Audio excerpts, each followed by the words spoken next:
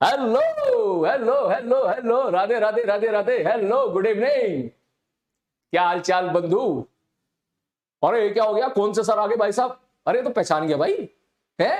ये क्या हो गया जादू, ये कौन है? Good evening good evening good evening good evening. भैया तुम्हारे नए मास्टर आ गए केमिस्ट्री के, जो आपको केमिस्ट्री पढ़ाएंगे। ठीक है, हाँ बिल्कुल। पिन किया ना मत बिल्कुल भी। Okay okay okay okay okay. Who is he, कौन है? Good evening good evening good evening good evening good evening. Yes, Sudhanshu sir OP. तो भैया हमारा जो चैप्टर है, सीधी सी बात है, वो स्टार्ट होने वाला photo electric effect. I hope आपने एटॉमिक स्ट्रक्चर में थोड़े फोटोन के बारे में पढ़ा होगा। फोटोन मतलब जिनके पास एनर्जी होती है। आपने इस चीज पढ़ी होगी कि अगर किसी सपोज लाइट का वेवलेंथ अगर लैम्डा है, तो उस फोटोन की एनर्जी होती है भाई साहब hc बाई लैम्डा। और अगर लाइट का वेवलेंथ अगर लैम्डा है, फोटोन का वेवलेंथ अगर लैम्डा है, तो उसका जो मोमेंटम होता है वो होता है भाई साहब h बाई लैम्डा। गलत है, गलत है। एनर्जी हो गया। एनर्जी एनर्जी बोलते हैं क्या? सॉरी, एनर्जी बोलते हैं भाई साहब। अरे सर आप आओ ना यहाँ पर।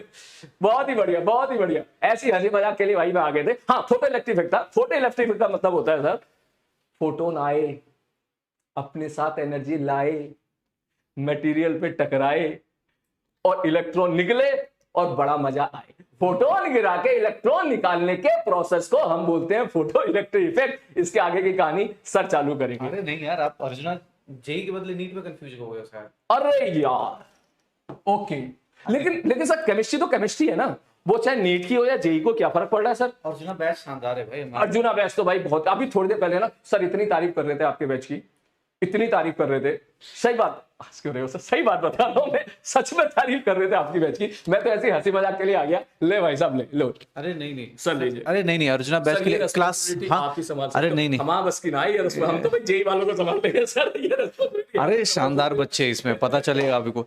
अभी आप हाँ क्लास 11 नहीं, क्लास 11 के बच्चों के लिए कुछ मैसेज दे दो भाई। अब आ ही गए हो तो बता दो यार कैसे पढ़ना है। बहुत ज्यादा पढ़ाई करते हैं सब, बहुत ज्यादा पढ़ाई कर रहे हैं। सुधांशु सर जो बोलते जाएं ब्लाइंडली फॉलो करते चले जाना। Don't ever under estimate them, बिल्कुल भी अंडर एस्टिमेट करना। जो सर बोले ब्लाइंडली फॉलो करते चले जाना। सर के नोट्स खुद के बनाए हुए हैं, एक एक लाइन पर सर ने एक एक आर्टिकल पर खूब रिसर्च करके बहुत ही कंस्ट्रेन वे में शानदार तरीके के नोट्स खुद के तैयार किए बेटा। ऐसा नहीं है कि दूसरे सर सीनियर सर के नोट्स ले लिए और एज इट इज पढ़ा दिया, ऐसा बिल्कुल नहीं है। इसलिए सर को ब्लाइंडली फॉलो करते चले जाना। ब्लाइंडली मतलब ब्लाइंडली, यही है सर। इतना हो गया तो इनका काम हो जाएगा सर। थैंक यू भाई, थैंक यू थैंक यू। चलो भाई, सबको ढेर सारा सलीम सर की तरफ सलीम सर की तरफ से आप सबको ढेर सारा प्यार, ठीक है ना। और हाँ, टेंशन मतलब भाई, जस्ट सर ने अभी आते आते हम लोग बात कर रहे थे और एटॉमिक स्ट्रक्चर चैप्टर जो है फिजिकल का है। सर ने बोला फोटो इलेक्ट्रिक इफेक्ट है। मैंने कहा हाँ सर आ जाओ, पढ़ा के दिखाओ इन लोगों को। काफ़ी अच्छे बच्चे हैं, ठीक है ना, काफ़ी शानदार बच्चे, तो टेंशन नहीं है। अच्छा, अरे टेंशन मतलब यार, अभी पढ़ाई करते हैं अच्छे से। आज चैप्टर खत्म करना है, आज चैप्टर फिनिश करना है। और आज आवाज क्लियर ना, आज चैप्टर फिनिश करना है और चैप्टर फिनिश करते हैं आज एटॉमिक स्ट्रक्चर। इसके बाद नेक्स्ट वीक में नेक्स्ट चैप्टर स्टार्ट होगा और नेक्स्ट चैप्टर अपने पास इनऑर्गेनिक होगा शायद, या कुछ भी हो सकता है भाई, मुझे आइडिया नहीं अभी, लेकिन हाँ इतना पता है। हाँ तो भाई, अरे टेंशन मतलब हार्ट अटैक नहीं लेके आना है अपने को बस। अरे मजे मजे में ऐसी सर बगल वाले स्टूडियो में क्लास ले रहे थे जेई वालों की। मैंने कहा यार, सर ने बोला कि अर्जुना जेई के बच्चे बहुत शानदार हैं। मैंने कहा नहीं, अर्जुना नीट वाले बहुत शानदार हैं, ठीक है आप मिल के देखो इनसे, ओके। और हाँ चलो, तो अब एक काम करते हैं। लास्ट अपने पास हम कुछ टाइम से अपने पास ये चीजें देख रहे हैं कि हाँ भाई एनर्जी और ये सब चीजें कर रहे थे। तो हम लोग अभी तक क्या कर रहे थे, इस चैप्टर में हमने पढ़ा क्या है, अभी तक क्या पढ़ा हुआ है, ध्यान से सुनना भाई, ध्यान से सुनना, ठीक है ना। अभी तक हमने क्या पढ़ रखा है, वो क्या पढ़ा है। तो अभी तक सारे मॉडल्स कर लिए हम लोगों ने। थॉमसन मॉडल डिस्कस कर लिया, रदरफोर्ड मॉडल डिस्कस कर लिया, बोर्स मॉडल डिस्कस कर लिया है, क्वांटम मैकेनिकल मॉडल कर लिया है। ये सारी कहानी हमने अभी तक कर रखी है।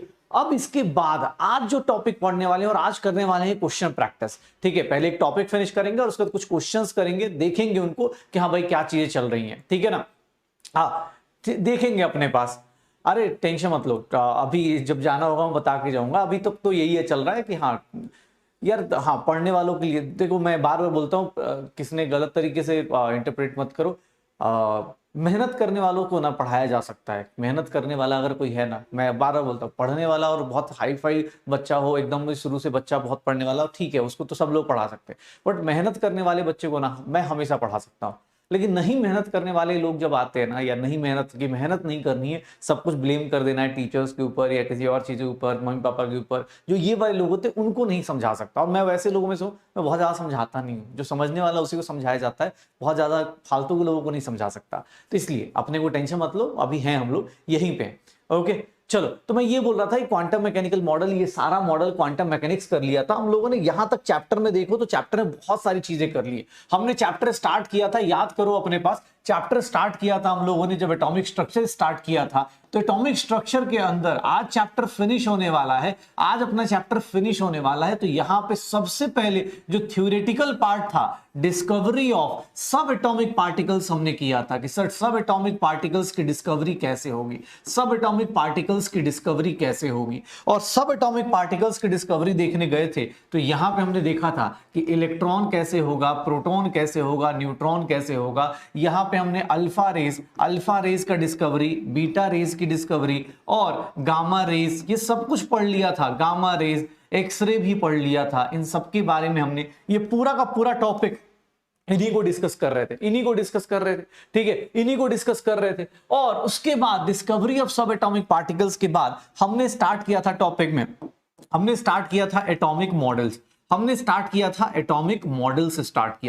एटॉमिक मॉडल्स में हमने बात करी थी, सबसे पहले स्टार्ट किया था थॉमसन मॉडल किया था। थॉमसन मॉडल की अच्छी बातें पढ़ी थी। फिर हम लोगों ने स्टार्ट किया था रदरफोर्ड मॉडल। इन दोनों को हमने 10th क्लास 9th क्लास से पढ़ते आ रहे थे, थोड़ा सा कुछ चीजें ऐड करी थी। अच्छा, एक इंपॉर्टेंट चीज बेटा, मॉड्यूल डिस्कशन, डीपीपी का डिस्कशन अब आपको वीडियोस अपलोड हो चुकी हैं, सबको देखोगे। डीपीपी का डिस्कशन वीडियो अपलोड हो चुकी है। आज आपका एटॉमिक स्ट्रक्चर के सारे वीडियोस अपलोड हो जाएंगी। आज आपका जो डीपीपी है उसका भी सॉल्यूशन क्लास के बाद अपलोड हो जाएगा। तो डीपीपी का डिस्कशन जिसको भी लगता है डीपीपी का डिस्कशन देखना है, देख लेना, क्योंकि डीपीपी के अंदर मैंने कुछ क्वेश्चंस हाईलाइट कर रखे, मार्क कर रखे, प्लीज उसका यूटिलाइज करना, ठीक है ना। प्लीज ट्राई करना कि उसको यूज किया जाए। ये Thompson model, Rutherford model, third one अगर मैं बात करूं तो हम लोगों ने स्टार्ट किया था बोर्स मॉडल, और बोर्स मॉडल के बीच में Bohr's model and fourth one हम लोगों ने क्वांटम मैकेनिकल मॉडल। सारे के सारे मॉडल पढ़ लिए। लास्ट वन जो हमने पढ़ा वो यही था, क्वांटम मैकेनिकल मॉडल।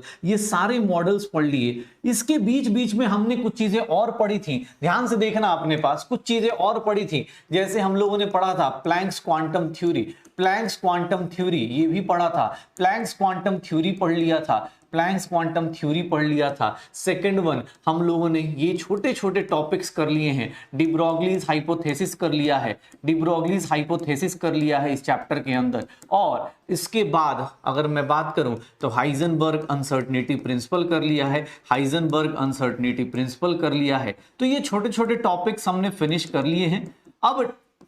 अब हम लोगों की लाइफ में कुछ चीजें आई हैं, उनको हम लोग देख लेंगे। कुछ छोटे छोटे टॉपिक्स जैसे इलेक्ट्रॉनिक कॉन्फ़िगरेशन के रूल्स पढ़ लिए हैं। इलेक्ट्रॉनिक कॉन्फ़िगरेशन, ये सब चीजें हमने पढ़ लिया है। इलेक्ट्रॉनिक कॉन्फ़िगरेशन के रूल्स में देखेंगे। अगर इलेक्ट्रॉनिक कॉन्फ़िगरेशन के रूल्स देखोगे तो वहां पे हम लोगों ने कुछ रूल्स पढ़े हैं, जैसे अबव पढ़ा था, हुंस पढ़ा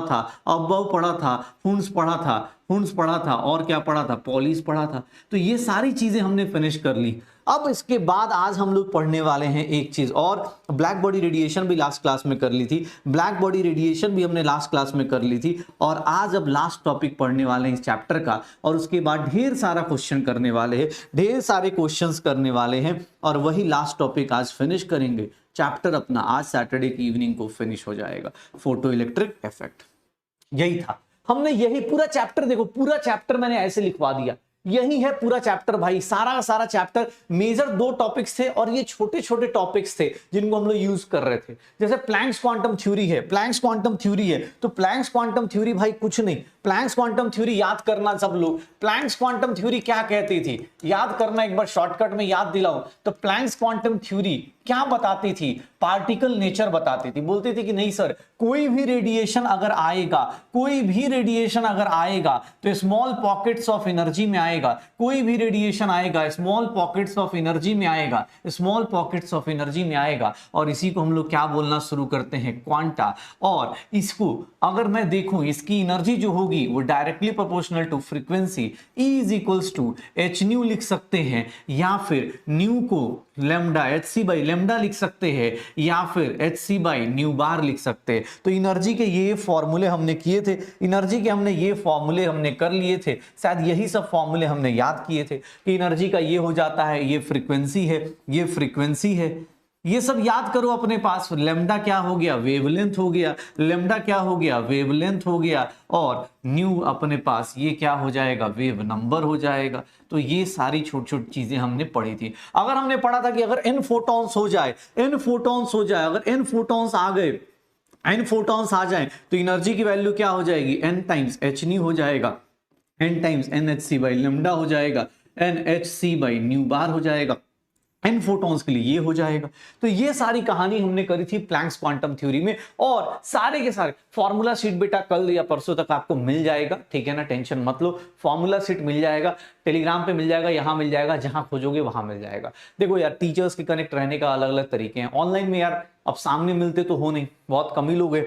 अब मैं परसों या 2-3 दिन पहले कोटा में एक बच्ची मिल गई, वो तो सामने मिल गई, चलो पता चल गया कि हाँ यार यहाँ पे रहते हैं, अच्छा ये। जो लोग नहीं मिलते भाई, आपके ऊपर है, ठीक है ना, आपके ऊपर है। आप कभी भी इंस्टाग्राम हो गया, टेलीग्राम हो गया, कहीं से भी कनेक्ट कर सकते हो, यहाँ डाउट सेक्शन में कनेक्ट कर सकते हो। इसका फॉर्मूला शीट भी अपडेट करा दिया जाएगा, डोंट वरी। इसका फॉर्मूला शीट भी आज अपडेट हो जाएगा, कल तक आपको, कल या परसों तक, मंडे तक आपके इसी बैच में ऊपर दिखेगा। आप देखना, मूल कॉन्सेप्ट का फॉर्मूला शीट, सारे फॉर्मूलाज मैंने दे दिए। ये सारे फॉर्मूला शीट्स को आप इकट्ठा करते जाओ, हो सके तो खुद से ट्राई करना फॉर्मूला शीट बनाने की, और कोशिश करना भाई कि यार टॉपिक्स अच्छे से कवर कर लिया जाए। देख भाई, फिजिकल केमिस्ट्री में दर्द है, मुझे ही पता है, फिजिकल केमिस्ट्री में बहुत दर्द है। रीजन क्या है कि यहाँ न्यूमेरिकल्स करने पड़ते हैं, यहाँ फॉर्मूलाज हैं। इनऑर्गेनिक में जाओगे तो वहां न्यूमेरिकल्स नहीं है, वहां पे सिंपल थ्योरी है, कहानियां हैं, सत्संग है। ऑर्गेनिक में जाओगे न्यूमेरिकल्स नहीं है, रिएक्शंस हैं। और 11th की ऑर्गेनिक ऐसे ही बहुत ईजी सी है कि नोमेनक्लेचर बताया जा रहा है, जो ऑलरेडी इथेन मीथेन अपने को पता होता है,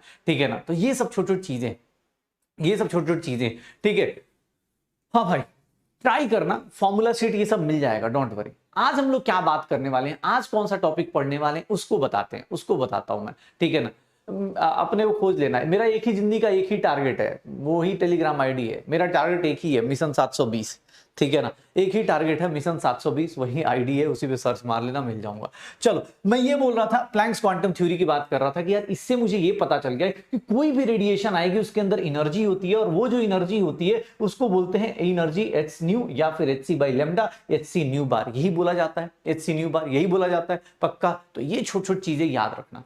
अब इसी चीज को यूज करके हम लोग आज का जो टॉपिक पढ़ने वाले, एक छोटा सा और अच्छा सा टॉपिक, वो फिजिक्स में भी आएगा, और इसीलिए इसको लास्ट में पढ़ाया जाता है, बिकॉज आज के टाइम पे एनसीईआरटी इसको बाहर कर दिया गया है। फिजिक्स में पढ़ाया जाता है, यहां नहीं पढ़ाया जाता, बट फिर भी हमें पढ़ना है, क्योंकि कुछ क्वेश्चंस यहां भी आएंगे।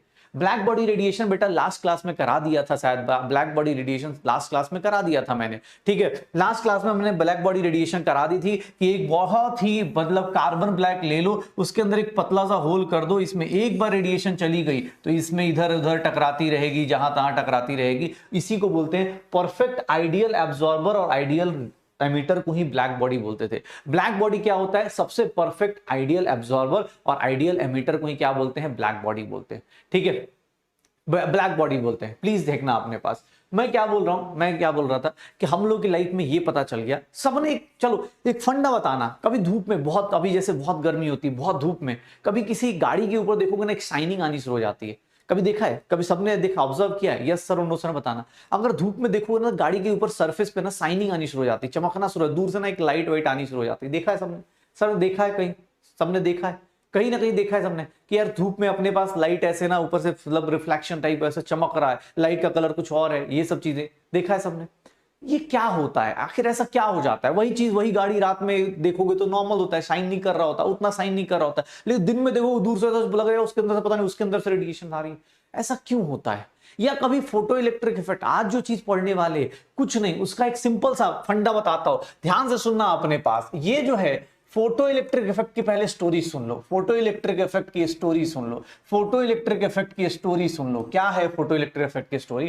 कि भैया ये फोटॉन से, याद रखना, ये क्या कर रहे हैं, फोटॉन से फोटोन से क्या करना शुरू कर दो, इलेक्ट्रिसिटी प्रोड्यूस कर दो, फोटोन से इलेक्ट्रिसिटी प्रोड्यूस कर दिया जाए, फोटोन से इलेक्ट्रिसिटी प्रोड्यूस कर दिया जाए, इलेक्ट्रिसिटी प्रोड्यूस कर दिया जाए, तो ये अपने पास क्या मिलेगी, फोटोन से इलेक्ट्रिसिटी प्रोड्यूस हो जाए, उसी को क्या बोलना शुरू करते हैं, फोटो इलेक्ट्रिक इफेक्ट बोलते हैं। इसको दो पार्ट में तोड़ दो, फोटो इलेक्ट्रिक मतलब फोटोन से इलेक्ट्रिसिटी प्रोड्यूस कर दिया जाए, इसी को क्या बोलते हैं, फोटो इलेक्ट्रिक, यही होता है। सेम चीज यहां पे, ये होता क्या, इसकी स्टोरी बताता हूं तुम्हें सब लोग। ये सबसे पहले ऑब्जर्व किसने किया, ऑब्जर्व किसने किया, ऑब्जर्व बाय कौन था, ऑब्जर्व बाय हर्ट्ज थे। हर्ट्ज मतलब जिनके नाम पे हम लोग फ्रीक्वेंसी देते हैं। सबसे पहले किसने ऑब्जर्व करा, हर्ट्ज ने ऑब्जर्व करा, हर्ट्ज ने ऑब्जर्व करा, ठीक है, हर्ट्ज ने ऑब्जर्व करा। हर्ट्ज ने क्या देखा, हर्ट्ज ने क्या देखा, किसी मेटल का, ध्यान से देखना, कोई भी मेटल है, मान लो कोई मेटालिक सरफेस है, कोई मेटालिक सरफेस है, कोई मेटालिक सरफेस है। अगर ये मैं बोलता हूं कि ये मेटालिक सरफेस है, मेटालिक सरफेस पे ही क्यों, क्योंकि मेटल्स के पास क्या होते हैं, फ्री इलेक्ट्रॉन्स होते हैं। ध्यान रखना, ये इसी के ऊपर क्यों ऑब्जर्व होता है, ऑब्जर्व्ड ऑन, ध्यान से सुनना बेटा, थ्योरी लिखवा दूंगा, observed on metallic surface. Metallic surface पे ही क्यों हुआ, बिकॉज मेटालिक सरफेस पे क्या होता है, फ्री इलेक्ट्रॉन्स होते हैं, free electrons available on, available with metal. Metals के पास क्या होते हैं, फ्री इलेक्ट्रॉन्स होते हैं, इसीलिए मेटल्स इलेक्ट्रॉन्स लूज करते हैं। ध्यान से देखना, इसने क्या करा, हर्ट्ज ने क्या ऑब्जर्व करा कि भैया कोई लाइट आ रही है, अगर कोई लाइट आ रही है, इंसिडेंट लाइट मतलब कोई लाइट आ रही है, और इंसिडेंट लाइट, लाइट इसके ऊपर पड़ी, और कुछ देर बाद ही किसी पार्टिकुलर फ्रीक्वेंसी की लाइट आ रही है, कुछ देर बाद क्या देख रहा है बंदा कि यहां से ना एक इलेक्ट्रॉन बाहर निकल रहा है, यहां से क्या हो रहा है, इलेक्ट्रॉन बाहर निकल रहा है। इसी ऑब्जर्वेशन को उस बंदे ने, हर्ट्ज ने क्या नाम दे दिया, हर्ट्ज ने क्या देखा कि भाई साहब सुनना ध्यान से, क्या कहानी क्या होती है, एक लाइट आ रही है, किसी पार्टिकुलर फ्रीक्वेंसी की लाइट आ रही है, किसी पार्टिकुलर फ्रीक्वेंसी की लाइट आ रही है। हर्ट्ज ने देखा यार मैंने पार्टिकुलर फ्रीक्वेंसी की लाइट जैसे ही जला रहा हूं, यहां से इलेक्ट्रॉन बाहर निकल जा रहा है, इलेक्ट्रॉन बाहर निकलेगा। एक बात बताओ, अगर इलेक्ट्रॉन इधर जाएगा तो करंट उसके अपोजिट डायरेक्शन में जाएगा, अगर इलेक्ट्रॉन इधर जाएगा तो उसके अपोजिट डायरेक्शन में क्या जाएगा, करंट जाएगा। इलेक्ट्रॉन अगर इधर जाएगा तो उसके अपोजिट डायरेक्शन में क्या होगा, करंट होगा। ये किसने ऑब्जर्व करा, ये ऑब्जर्व करा किसने, हर्ट्ज ने। हर्ट्ज ने बोला विद इन सेकंड लाइट से, जैसे ही लाइट जला रहा हूं विद इन सेकंड इलेक्ट्रॉन बाहर आ रहा है, लेकिन यार अच्छा जैसे जैसे नंबर ऑफ लाइट्स बढ़ा रहा हूं, जैसे जैसे मान लो नंबर ऑफ लाइट्स बढ़ा रहा हूं, नंबर ऑफ इलेक्ट्रॉन्स बढ़ जा रहे हैं। अगर नंबर ऑफ लाइट बढ़ा रहा हूं तो नंबर ऑफ इलेक्ट्रॉन्स बढ़ जा रहे हैं। तो फिर लोगों ने बोला क्या चीज है भाई, ऐसा क्या हो रहा है। अच्छा उसने बोला पार्टिकुलर, मतलब होता ना कि एक अपने पास, एक उन्होंने अपने पास डेफिनेशन दी कि भाई जैसे ही मैं, ध्यान से देखना कि when a incident light of particular incident light of when a incident light of particular frequency, incident light of particular frequency is incident on metallic surface, is incident on metallic surface। जैसे ही metallic surface पे पड़ता है, metallic surface, then with no lag of time, कोई बिना lag of time के, no lag of time, electrons are emitted, electrons are ejected from metallic surface, and this phenomena is known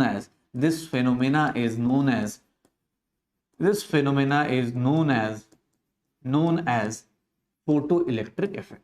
लेकिन अब देखना ध्यान से, हर्ट्ज की किस्मत कितनी खराब थी, उस बंदे ने सारा ऑब्जर्वेशन करा, सब कुछ ऑब्जर्व करा, सब कुछ देखा, ऑब्जर्व किया कि हाँ भाई ये चीजें होंगी, ठीक है, अच्छी बात है, बहुत अच्छा सर, लाइट आया पार्टिकुलर, याद रखना यहां पे एक चीज हाईलाइट कर रहा हूं, यहां पे हर एक लाइट से नहीं, किसी पार्टिकुलर फ्रीक्वेंसी की लाइट। ऐसा क्यों हो रहा है, कोई बिना लैग के, नो लैग ऑफ टाइम, ये सब छोटी चीजें याद रखना, मतलब टाइम नहीं लगता। ध्यान से सुनना, अपने पास टाइम नहीं लगता। इंसिडेंट मतलब कोई चीज गिरे, भाई क्या बात कर रहा है, 10th में लाइट पड़ी होगी, इंसिडेंट लाइट ये होती है, रिफ्लेक्टेड लाइट ये होती है। इंसिडेंट लाइट मतलब जिसके ऊपर से गिरे, ठीक है, तो ये ध्यान रखना अपने पास, इंसिडेंट लाइट, और यहां से क्या हो गया, इलेक्ट्रॉन इजेक्ट हो गया। इस फेनोमेना को ऑब्जर्व किया हर्ट्ज ने, और उसका नाम उसने रख दिया फोटो इलेक्ट्रिक इफेक्ट, कि सर इसको हम लोग क्या बोलेंगे, फोटोन से, लाइट से क्या जनरेट हो गया, इलेक्ट्रिसिटी जनरेट हो रही है, या फोटोन से अगर लाइट से अगर इलेक्ट्रिसिटी जनरेट हो रही है तो उसी को क्या बोल देंगे, फोटो इलेक्ट्रिक इफेक्ट।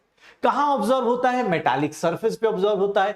क्यों होता है? बिकॉज मेटल्स के पास फ्री इलेक्ट्रॉन्स होते हैं। सर ध्यान रखना छोटी छोटी चीजें कि सर क्या क्यों, अच्छा क्यों मेटल्स इलेक्ट्रॉन ही क्यों? क्योंकि मेटल्स के पास क्या होते हैं? फ्री इलेक्ट्रॉन्स होते हैं। मेटल्स के आउटर मोस्ट ऑर्बिट में क्या होते हैं? आप इलेक्ट्रॉनिक कॉन्फ़िगरेशन लिखते हो, आपको ही पता है इलेक्ट्रॉनिक कॉन्फ़िगरेशन में क्या हो जाएगा? आउटर मोस्ट इलेक्ट्रॉन्स क्या निकलते हैं? बाहर निकल जाएंगे, जो बाहर होंगे वो बाहर निकल जाएंगे।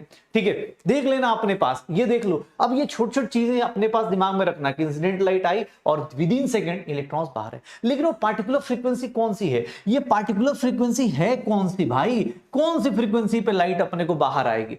हर्ट्ज ने बेचारा वही होता ना किस्मत का बेकार कि भाई यार सारा फंडा बता दिया, सब कुछ बता दिया, लेकिन दिक्कत क्या हो गई? किस्मत क्यों खराब हो गई? किस्मत क्यों खराब हो गई? इसका रीजन देखना अपने पास, किस्मत क्यों खराब हो गई। इसने ऑब्जर्व, देखो कितनी अच्छी चीजें ऑब्जर्व करी, कितनी अच्छी अच्छी चीजें ऑब्जर्व करी। ध्यान से देखना, देखना ऑब्जर्वेशन बेटा। एग्जाम हॉल में ये स्टेटमेंट बेस्ड क्वेश्चन पूछे जा सकते हैं, ये स्टेटमेंट बेस्ड क्वेश्चन कभी भी पूछे जा सकते हैं। ध्यान से देख बेटा, ये लाइन देख, एनसीईआरटी की लाइन है, ये एग्जैक्ट एनसीईआरटी की लाइंस लेके आया हूं, क्योंकि रीजन बताता हूं। आज के टाइम पे सर्सन रीजन करके बेटा, अगर आपने थोड़ा एग्जाम के बारे में सोचा होगा, एग्जाम के बारे में पढ़ा होगा, तो आजकल एक एग्जाम में क्वेश्चन पूछा जाता है। ठीक है, आपसे ज्यादा उम्मीद तो नहीं कर रहा, लेकिन असर्शन रीजन करके एक क्वेश्चन आता है जिसके अंदर ये लाइंस दी जाती हैं, ये स्टेटमेंट बेस्ड क्वेश्चन दिए जाते हैं, एनसीईआरटी के ऊपर बेस्ड क्वेश्चंस दिए जाते हैं। लैग अपने पास कि इलेक्ट्रॉन्स देख ले, electrons are ejected from the metallic surface as soon as the beam of light strikes the surface, there is no time lag. Exam hall में ये सब क्वेश्चन पूछा जाएगा, एग्जाम हॉल में ये सब क्वेश्चन पूछा जाएगा कि भैया टाइम लैग होता है क्या?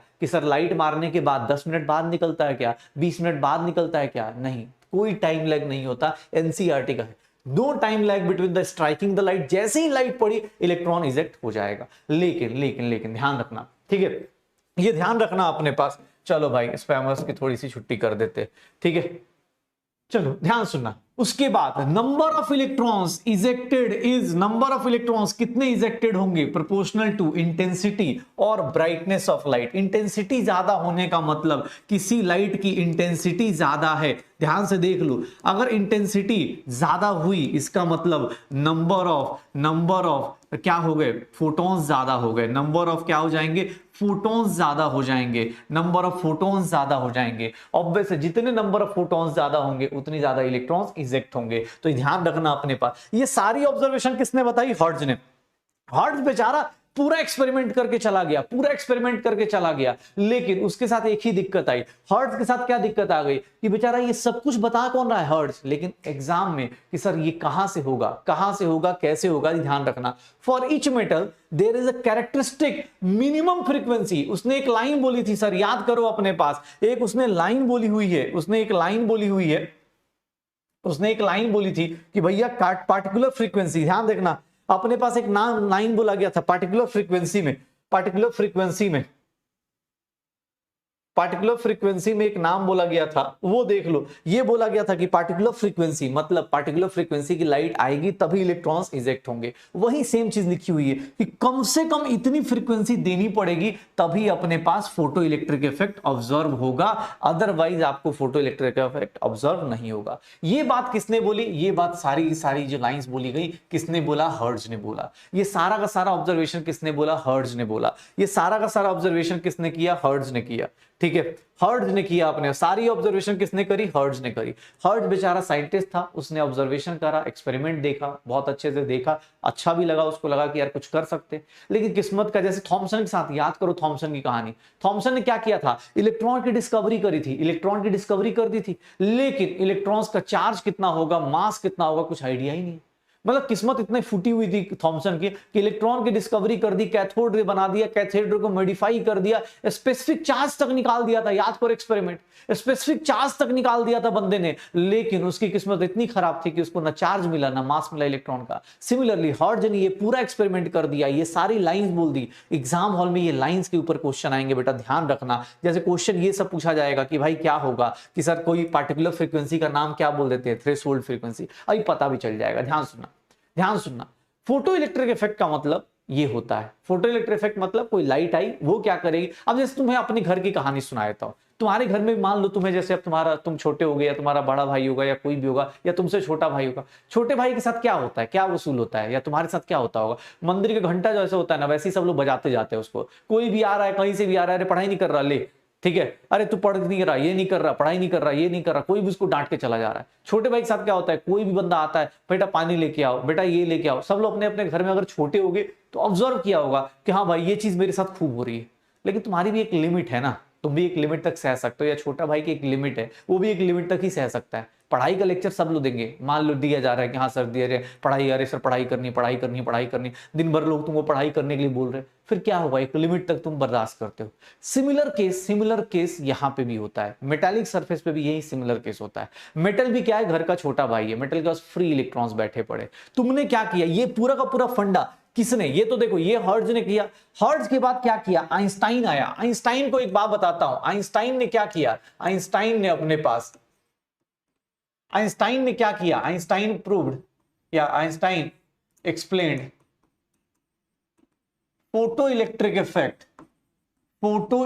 इफेक्ट मैथमेटिकली, कि भाई मैथमेटिकली ये क्या हो रहा है, या कैलकुलेशन वाइज क्या हो रहा है। कैलकुलेशन वाइज आइंस्टाइन को इसी के लिए नोबेल प्राइज दिया गया था, याद रखना। आइंस्टाइन को लोग भूल जाते हैं, लोगों को लगता है आइंस्टाइन को E=mc² के लिए दिया गया था, नहीं, आइंस्टाइन को E=mc² के लिए नहीं दिया गया था। आइंस्टाइन को दिया गया था बिकॉज उसने एक्सप्लेन किया था किसको, फोटो इलेक्ट्रिक इफेक्ट को। क्यों एक्सप्लेन किया था, कैसे किया था, हर्ट्ज बता के तो चला गया कि सर ऐसा होगा। जैसे मैं तुम्हें भी बोल दूं कि अरे हम लोग सब क्या होता है, अभी क्या हम लोग बीच में क्या होता है, स्पैमर और हमारे बीच में क्या कम्युनिकेशन गैप है। पढ़ने वाले बच्चों के साथ क्या अच्छी बात है कि जितना बोला जाता है वो कर लेते हैं। स्पैमर क्या होता है, सोचता है कि अच्छा 9th में तो मैं आराम से लास्ट मोमेंट में पढ़ता था, लास्ट महीने में पढ़ता था, जाके टॉप करके आ जाता था, या ठीक ठाक मार्क्स आ जाते थे। क्योंकि 9th में आप लास्ट के 1 महीने भी पढ़ लोगे, 10th में लास्ट के 2-3 महीने भी सीरियसली पढ़ लोगे, मार्क्स आ जाएंगे और अच्छे भी होता है, आदमी को घमंड भी आ जाता है। क्योंकि 10th क्लास में ये परसेंटेज, इसके ऊपर आपको लाने के लिए ज्यादा मेहनत नहीं करनी, आपको अभी तक के क्लास में पता चल गया होगा। लेकिन यहाँ पे एक एक चैप्टर के ऊपर जितनी मेहनत करनी है, और स्पैमर बेचारा आराम से बैठा हुआ है, सोचा हुआ अरे आराम से बात करूंगा, कभी देखूंगा, पढ़ाई करूंगा, कभी अभी तो सर गायना ना सुना दो, शायरी सुना दो, यही चल रहा है। ठीक है, यही सेम चीज किसके साथ होनी शुरू होती है, फोटो इलेक्ट्रिक इफेक्ट में। ध्यान सुनना, शुरुआत में क्या होता है, एक थ्रेशोल्ड होता है। जैसे मैं बोलता हूँ बार बार कि बैच छूट जाएगा, क्यों छूट जाएगा, ऐसा नहीं मुझे पढ़ाने का मन नहीं, हम लोग भी पढ़ाने का, ऑब्वियस हमारे अंदर भी टिक होती है कि यार हम बच्चे को पढ़ा रहे हैं, अच्छा लगता है यार। जैसे वो बच्ची मिली तो मुझे अच्छा लगा कि हाँ यार चलो यार, मुझे नहीं पता, हम तो एक बंद कमरे में पढ़ाते हैं, पता ही नहीं चल रहा सामने वाला कितना पढ़ रहा है कितना नहीं पढ़ रहा। कुछ लोगों के मैसेज आते तो पता चलता है कि अच्छा हाँ यार ठीक है, लाइफ चेंज हो रही है, सही में चेंज हो रही है। ठीक है, तुम लोगों के साथ ये है कि अभी 10th पास हो तो बहुत सारा एटीट्यूड भी होता है फ्री का। ठीक है, वो जब एक बार लगता है पता, कुछ दिनों बाद जाके लगता है कि अच्छा नहीं यार टीचर सही था, थोड़ा हम ही गलत थे, हम एक्सेप्ट नहीं करते, बाद में पता चलता है। लेकिन बात बता रहा, सेम चीज यहां पे आनी है कि फोटो इलेक्ट्रिक इफेक्ट का भी एक सिंपल सा अपनी ही कहानी क्या होता है। जैसे एक बात बोली जाती है, जैसे तुम लोग से बोलता है ना कोई प्रैक्टिस करो प्रैक्टिस करो, प्रैक्टिस करने का क्या फायदा मिलता है बेटा, ध्यान से देखना। हर एक मेटालिक सरफेस तुम्हारे अंदर दिमाग में ना बेटा, तुम्हारे दिमाग में बहुत कुछ स्टोर करने की कैपेसिटी और बहुत कुछ सोचने की कैपेसिटी है। लेकिन होता क्या है, तुम ना ज्यादा मेहनत नहीं करना चाहते। जैसे मान लो मैंने एक कॉन्सेप्ट यहां दिया, मैंने एक कॉन्सेप्ट एक बार समझाने की कोशिश करी, मैंने एक कॉन्सेप्ट तुम्हें इंसिडेंट करने की कोशिश करी। अब तुम क्या करके बैठे हो कि अरे जैसे अब स्पैमर है वो बोल के बैठे हो, अरे सर क्या बात कर रहे हो। आइंस्टाइन देखो कैसे एक्सप्लेन किया, उसने बोला कि कोई लाइट आई, उसकी फ्रीक्वेंसी क्या दी है, न्यू। ये क्या है, फ्रीक्वेंसी ऑफ इंसिडेंट लाइट। ये क्या है, फ्रीक्वेंसी ऑफ इंसिडेंट लाइट। एक बात देखना, फ्रीक्वेंसी ऑफ इंसिडेंट लाइट।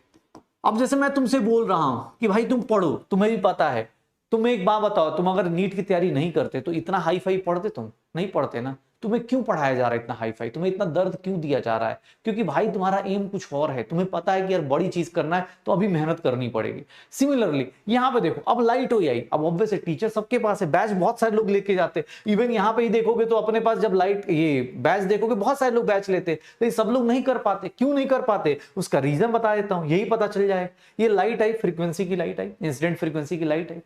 अब क्या होता है, कुछ लोगों के अंदर रेजिस्टेंस बहुत ज्यादा होता है, जैसे जो 10th वाला कैलिबर वाली बात होती है। अब वो क्या बैठ के लेके बैठे होते हैं कि अरे सर मैं तो लास्ट महीने में पढ़ूंगा, अब यहाँ पे जाके ये देख, घर में छोटा भाई है ना तो उसको मारना शुरू कर, रोज दिन एक थप्पड़ मारा कर। एक टाइम आता है जब तक तुम बर्दाश्त करते। मान लो तुम्हें ही रोज दिन एक थप्पड़ मार के कोई चला जाए, मम्मी पापा अरे बेटा पढ़ ले ऐसे करके बोलता जाए, तो एक लिमिट आएगी। और उसी लिमिट को क्या बोलते हैं, थ्रेशोल्ड लिमिट। उसी लिमिट को क्या बोलते हैं, थ्रेशोल्ड। अगर उसके बाद जैसे एक अपना गुस्से का एक लिमिट होता है कि बेटा इतने तक तो मैं गुस्सा टॉलरेट कर जाऊंगा, इसके बाद तो मैं ब्लास्ट हो जाऊंगा, घर छोड़ के चला जाऊंगा। आदमी धमकी देता है ना घर वालों को कि हाँ घर छोड़ दूंगा, मैं ये कर लूंगा, मैं वो कर लूंगा, ऐसा कर लूंगा। सेम चीज यहां पे होती है। मेटल्स के पास क्या होते हैं? Free electrons. अब सोचो तुम्हारे ऊपर लगातार कोई लाइट लेके बैठ जाए, बेटा मैं तो लाइट जलाऊंगा तुम्हारे ऊपर, अब तुम्हारे चेहरे के ऊपर लाइट लेके कोई बैठ जाए, तुम क्या करोगे? एक टाइम आएगा जब तक झेल सकते हो झेलोगे, उसके बाद क्या करोगे? वहां से बाहर निकलने की कोशिश करोगे। यहां पे कौन बाहर निकलेगा? इलेक्ट्रॉन। अब मेटल घर का बच्चा थोड़ी ना है, उसके यहां से बाहर क्या निकलेगा? इलेक्ट्रॉन। कब तक नहीं निकलता? इस याद रखना, ये जो बॉक्स बनाया है किसको रिप्रेजेंट करता है? ये रिप्रेजेंट करता है वर्क फंक्शन, या फिर इसी को हम लोग बोलते हैं, देखना ध्यान से, ये किसको रिप्रेजेंट करता है? ये थ्रेशोल्ड एनर्जी को रिप्रेजेंट करता है। मतलब कि सर कम से कम इतनी एनर्जी। मैंने क्या बोला? तुम्हें एक बार डांटने से तुम भाई पढ़ाई नहीं कर, एक थ्रेशोल्ड होता है। जैसे टीचर डांट रहा है, बेटा पढ़ ले पढ़ ले पढ़ ले पढ़ ले, तुम एक लिमिट तक, उसके बाद लगता है नहीं यार पढ़ ही लेते हैं। जैसे भी कुछ लोगों की आंख थोड़ी देर बाद खुलेगी, उनको लगेगा यार चल यार पढ़ ही लेते हैं। 11th के लास्ट में आते हैं, जो 12th में बच्चे आते हो क्या बोलते हैं? सर 11th बर्बाद हो गया है, कोई बात नहीं सर, अब प्लीज सर 12th में पढ़ा दो, ऐसे करा दो। वही वाली हालत है कि भाई ये पूरी की पूरी लाइट आ रही, तुम्हें बोला जा रहा है बेटा पढ़ना ना सर, ऐसे थोड़ी ना पढ़ाई करते, ऐसे थोड़ी ना क्वेश्चन प्रैक्टिस करते। कुछ बच्चे होते हैं जिनका वर्क फंक्शन क्या होता है? बहुत आसान, जल्दी ही सॉल्व करना शुरू कर देते हैं, टॉपर बन के बाहर निकल जाते हैं। लेकिन हाँ कुछ लोगों का होता है ना सर आप तो जितना डांटना डांट लो, हम तो ना पढ़ेंगे। देख लो वर्क फंक्शन क्या है? Minimum amount of energy, minimum इतना एनर्जी तो चाहिए ही चाहिए, minimum amount of energy required, minimum amount of energy required to to to lose the, या बोल सकते हैं to so the, to eject the electron, eject the electron from metallic surface, from metallic surface. कम से कम इतना कम से कम इतना इलेक्ट्रॉन्स, तो इतनी एनर्जी तो चाहिए ही चाहिए। ध्यान सुनना, थ्रेशोल्ड फ्रीक्वेंसी, थ्रेशोल्ड एनर्जी क्या होती है, वर्क फंक्शन क्या होता है, ध्यान से देख। आइंस्टाइन ने क्या बोला, एक बात बताना, ये मूव कर रहा है तो इसके पास क्या होगा? काइनेटिक एनर्जी होगी।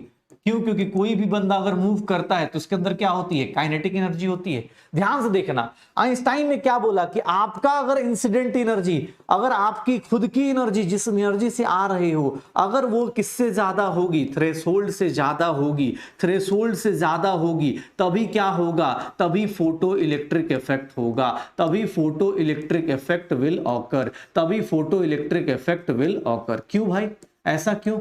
उससे कम हुआ तो नहीं सर, इससे कम पे नहीं बात बन पाएगी, अगर इससे कम हुआ तब नहीं हो पाएगा। क्यों? देखो दिखाता हूं, ये देख, ये एक मेटालिक सरफेस है। ध्यान सुनना बेटा, अब ये एग्जांपल समझना, क्योंकि अब यहां पे अब वर्ड्स के बदले मैं इसकी बात कर रहा हूं। ध्यान से देखना, इस बंदे ने कसम खा रखी है कि सर मैं ना कम से कम 40 जूल एनर्जी लूंगा। ध्यान से देखना बेटा एग्जांपल, कम से कम 40 जूल एनर्जी लूंगा, उसके बाद ही अगर 40 जूल से एनर्जी कम दोगे, मान लो मैंने एनर्जी दिया, मैंने तुम्हें एनर्जी कितनी दे दी? ध्यान से देखना, अगर मैंने तुम्हें एनर्जी कितनी दे दी, अगर मैंने एनर्जी तुम्हें 30 जूल की दी, तुम्हें लगता है तुम इलेक्ट्रॉन बाहर निकाल दोगे? तुम इलेक्ट्रॉन बाहर निकालोगे? निकलेगा कि नहीं? यस और नो बताना। अगर मैंने एनर्जी 30 जूल दी, इलेक्ट्रॉन बाहर निकलेगा क्या? थ्रेशोल्ड एनर्जी मेरी कितनी है? 40 जूल की है, आने वाली एनर्जी कितनी है? 30 जूल की है। क्या होगा? क्या होगा इस केस में? क्या होगा? फोटो इलेक्ट्रिक इफेक्ट होगा या नहीं होगा? ध्यान से सुन ले बेटा, क्या होगा? इलेक्ट्रॉन विल इजेक्ट और नहीं? क्या होगा? क्या होगा? इलेक्ट्रॉन इजेक्ट होगा क्या? नहीं, electron will not be ejected. क्यों भाई? सर इलेक्ट्रॉन क्यों नहीं इजेक्ट हो रहा? क्योंकि सर यहां पे नो फोटो इलेक्ट्रिक इफेक्ट, यहां कोई भी electron, no photo electric effect, कोई भी फोटो इलेक्ट्रिक इफेक्ट ऑब्जर्व नहीं होगा, कोई भी फोटो इलेक्ट्रिक इफेक्ट ऑब्जर्व नहीं होगा। क्यों? क्योंकि सर थ्रेशोल्ड एनर्जी ज्यादा है। आपको फोटो इलेक्ट्रिक इफेक्ट के लिए ध्यान से देख लो, अब ध्यान से देखना, अब यही सेम चीज बनाता हूं, यहां देखना बेटा ध्यान से, यहां वर्क फंक्शन रख दिया मैंने, कितना? 40 जूल है। और अब लाइट जो आ रही है, इंसिडेंट एनर्जी जो है, इंसिडेंट एनर्जी जो है, इंसिडेंट एनर्जी वो कितनी है? इंसिडेंट एनर्जी वो अगर मैं रख देता हूं यहां पे 80 जूल रख देता हूं, क्या होगा? क्या होगा? 80 जूल के बदले 100 रख देता हूं भाई, नहीं तो पता चला रट लिया सबने। यहां पे एनर्जी कितना रख देता हूं? 100 जूल रख देता हूं। क्या अब फोटो इलेक्ट्रिक इफेक्ट होगा क्या? अब फोटो इलेक्ट्रिक इफेक्ट होगा क्या? अगर मैं 100 जूल रख देता हूं तो अब फोटो इलेक्ट्रिक इफेक्ट होगा क्या? इस केस में होगा या नहीं होगा? बताओ। इस केस में होगा, होगा या नहीं होगा, देख लो कैसे। अरे सर इंसिडेंट एनर्जी क्या है आपकी, ज्यादा है। इंसिडेंट एनर्जी क्या है आपकी, ज्यादा है। किससे सर, इंसिडेंट एनर्जी ज्यादा है थ्रेशोल्ड से। इसका मतलब सर अब इलेक्ट्रॉन क्या करेगा, इलेक्ट्रॉन बाहर निकल जाएगा। और सर 100 जूल एनर्जी है, उसमें से 40 जूल क्या किया इसने, एब्जॉर्ब कर लिया। 40 जूल तक तो एब्जॉर्ब किया, उसके बाद जो बची हुई एनर्जी है वही किसके फॉर्म में चली जाएगी, काइनेटिक एनर्जी कितनी हो जाएगी, 60 जूल हो जाएगी। सर 40 जूल आपने एब्जॉर्ब कर लिया, बाकी जो 60 जूल है वो किसके फॉर्म में चला गया, काइनेटिक एनर्जी के फॉर्म में। तो यहां देख लेना, यहां photoelectrons will be ejected, photo electrons will be ejected, यहां photoelectrons will be ejected, यहां पे फोटो इलेक्ट्रॉन्स क्या होगा, इजेक्ट होगा, और photo electric effect will be observed, photo electric effect will be observed, photo electric effect will be observed. ये देख लो अपने पास, photoelectric will be observed, यही होगा शायद, देख लो। तो कहां पे होगा कहां नहीं होगा। काइनेटिक एनर्जी 60 कैसे हो गई भाई, 60 कैसे हो गई, अरे कुछ नहीं, 100 आया था, 40 तुमने पॉकेट में रख लिया, तो बाकी बचा हुआ इलेक्ट्रॉन क्या करेगा, काइनेटिक एनर्जी 60 के साथ निकल जाएगा। अरे 100 में से 40 इधर गया तो 60 इधर जाएगा ना भाई, एनर्जी कंजर्व रहती है। ये तो बात हमें बहुत पहले से पता है, एनर्जी और मास क्या रहता है, कंजर्व रहता है। एनर्जी और मास क्या रहता है, कंजर्व रहता है। एक बच्चे ने बहुत सही क्वेश्चन पूछा कि सर आने वाली एनर्जी 40 हो और ये वाली एनर्जी 40 हो, तो बेटा उस केस में क्या हो जाएगा, दरवाजे पे आके खड़ा हो जाएगा इलेक्ट्रॉन। अगर इंसिडेंट एनर्जी भी 40 हो गई, ये भी 40 है, तो इलेक्ट्रॉन क्या होगा, दरवाजे पे आके खड़ा हो जाएगा कि बस इससे ज्यादा एनर्जी दे दो बाहर निकल जाऊंगा, इससे ज्यादा एनर्जी दे दो बाहर निकल जाऊंगा। भाई देख ली, कोई बोल रहा है कि सर नॉन मेटल में क्यों नहीं हो सकता, बिकॉज नॉन मेटल्स में बेटा इलेक्ट्रॉन्स क्या होते हैं, उनके नॉन मेटल्स में तो इलेक्ट्रॉन की कमी होती है भाई। नॉन मेटल्स में इलेक्ट्रॉन थोड़ी ना रिलीज होगा। अगर नॉन मेटल्स से बात करें तो नॉन मेटल्स में इलेक्ट्रॉन थोड़ा ना रिलीज होगा। नॉन मेटल्स तो इलेक्ट्रॉन लेते हैं, याद करो ना, नॉन मेटल्स में इलेक्ट्रॉन क्या करते हैं, लेते हैं। सेम हुआ तो अपने पास दरवाजे पे खड़ा होगा क्या कि हाँ भाई ठीक है, नॉन मेटल्स में नहीं होंगे। अच्छा यहां से क्या पता चल गया, एक लाइन लिखने वाला हूं, सोचो ये जो चीज तुम्हें अभी विद इन सेकंड समझ में आ गई, उस टाइम पे बेचारा हर्ज नहीं कर पाया। सोच रहे हो उसकी हालत बेचारे हर्ज की, उसने पूरा इफेक्ट बता दिया कि भैया लाइट मारोगे यहां से इलेक्ट्रॉन निकलेगा, मजा आएगा, देखने में मजा आएगा। लेकिन सोचो ये बात बता के, ये एक्सप्लेनेशन देके, जो एक्सप्लेनेशन तुम यहां बोल रहे हो कि यस सर हो जाएगा, यही एक्सप्लेनेशन देके आइंस्टाइन को क्या मिल गया, नोबेल प्राइज। आइंस्टाइन को क्या मिला, नोबेल प्राइज। सोच भाई किस्मत कितनी अच्छी थी, सोच रहा है। आइंस्टाइन को क्या मिल गया, इसी एक्सप्लेनेशन को देने को ही क्या मिल गया, आइंस्टाइन को मिल गया नोबेल प्राइज। मतलब आइंस्टाइन ने क्या किया, मैथमेटिकली एक्सप्लेन कर दिया। ये देख लो, in photo electric effect, Einstein explanation देखना क्या बोला गया, आइंस्टाइन ने क्या एक्सप्लेन किया कि सर इन फोटो इलेक्ट्रिक इफेक्ट, ये देख लो अपने पास, इन फोटो इलेक्ट्रिक इफेक्ट, इन फोटो इलेक्ट्रिक इफेक्ट सर जो इंसिडेंट एनर्जी होती है, अगर इंसिडेंट एनर्जी की हिसाब किताब करें तो इंसिडेंट एनर्जी क्या होती है, थ्रेशोल्ड एनर्जी, थ्रेशोल्ड एनर्जी, या फिर इसी को हम लोग क्या बोल देते हैं, थ्रेशोल्ड एनर्जी को ही हम लोग क्या बोल देते हैं, वर्क फंक्शन बोल देते हैं। थ्रेशोल्ड एनर्जी को ही हम लोग क्या बोल देते हैं, वर्क फंक्शन, प्लस क्या हो जाएगा, kinetic energy of, kinetic energy of, kinetic energy of photo electrons, kinetic energy of photo electrons. तो इसी एक्सप्लेनेशन के लिए हमने क्या किया, हमने आइंस्टाइन को नोबेल प्राइज दे दिया कि भाई बहुत सुंदर, बहुत अच्छा एक्सप्लेनेशन। सोच लो यही एक्सप्लेनेशन था, ठीक है। हाँ भाई ये बात कोई भी कर सकता था, आज समझ में आ रहा है, लेकिन 1880 में, 1880 में कोई नहीं समझ पा रहा था, और 1880 में कोई नहीं समझ पा रहा था। सर देख लो आइंस्टाइन ने यही बात बोली कि फोटो इलेक्ट्रिक इफेक्ट कब होगा, जब इंसिडेंट एनर्जी किससे ज्यादा होगी, थ्रेशोल्ड से ज्यादा होगी, ठीक है। लगातार दोगे तब भी बहुत क्लियर नहीं, अरे सीधी सी बात है ना यार। एक बात बताओ, अब 100 जूल है, 100 जूल दोगे तो एक बंदा बोल रहा है कि सर अगर लगातार ऐसे लंबा दे दे। एक बात बता, खुद से सोच, यहां आइंस्टाइन का एक रूल भी बता देता हूं, याद रखना, one photon with sufficient energy, with sufficient energy, with sufficient energy, या with energy greater than threshold energy, threshold energy will, एक सिंपल सा रूल होता है, will eject one photoelectron. एक बंदा एक ही को लेके जाएगा। अब ये मत करना कि एक बंदा बोल रहा है कि सर अगर वहां पे 2 कर दे तो नहीं, एक बंदा एक ही को लेके जाएगा। मान लो तुम आए, मान लो मैं तुम्हारे घर आए, तो मैं किसी एक को पकड़ के ले जाऊंगा, एक बंदा एक ही की जगह ले जाएगा और कुछ नहीं, ठीक है ना। आपने पास एक बंदा एक ही को लेके जाएगा और कुछ नहीं। वन फोटोन के अगर बोले, कोई बोले नहीं सर मैं देखिए, अब देखना ध्यान से, ये ध्यान सुन लेना बेटा, जैसे इसका वर्क फंक्शन है, इसका वर्क फंक्शन मैं लिख देता हूं, थ्रेशोल्ड एनर्जी लिख देता हूं। अगर मैं इसका वर्क फंक्शन 30 जूल लिख देता हूं, ध्यान से देखना, 30 जूल लिख देता हूं। पहले ये बताओ, ऑप्शन बताना, आंसर बताना। अगर मैंने इंसिडेंट रेडिएशन की, इंसिडेंट एनर्जी की निकाली, इंसिडेंट एनर्जी लेके आया, इंसिडेंट रेडिएशन की एनर्जी लेके आया, 80 जूल लेके आया, फोटो इलेक्ट्रिक इफेक्ट होगा या नहीं होगा? फोटो इलेक्ट्रिक इफेक्ट होगा या नहीं होगा? फोटो इलेक्ट्रिक इफेक्ट होगा या नहीं होगा? और इस इलेक्ट्रॉन की काइनेटिक एनर्जी कितनी होगी, बताओगे? यस और नो में आंसर बताना, यस और नो में आंसर बताना। काइनेटिक एनर्जी कितनी होगी, होगा या नहीं होगा? और होगी तो कितनी होगी? यहां फोटो इलेक्ट्रिक इफेक्ट होगा, फोटो इलेक्ट्रिक इफेक्ट होगा, होगा? Yes sir. क्यों? क्योंकि आने वाली एनर्जी थ्रेशोल्ड से ज्यादा है, तो फोटो इलेक्ट्रिक इफेक्ट होगा।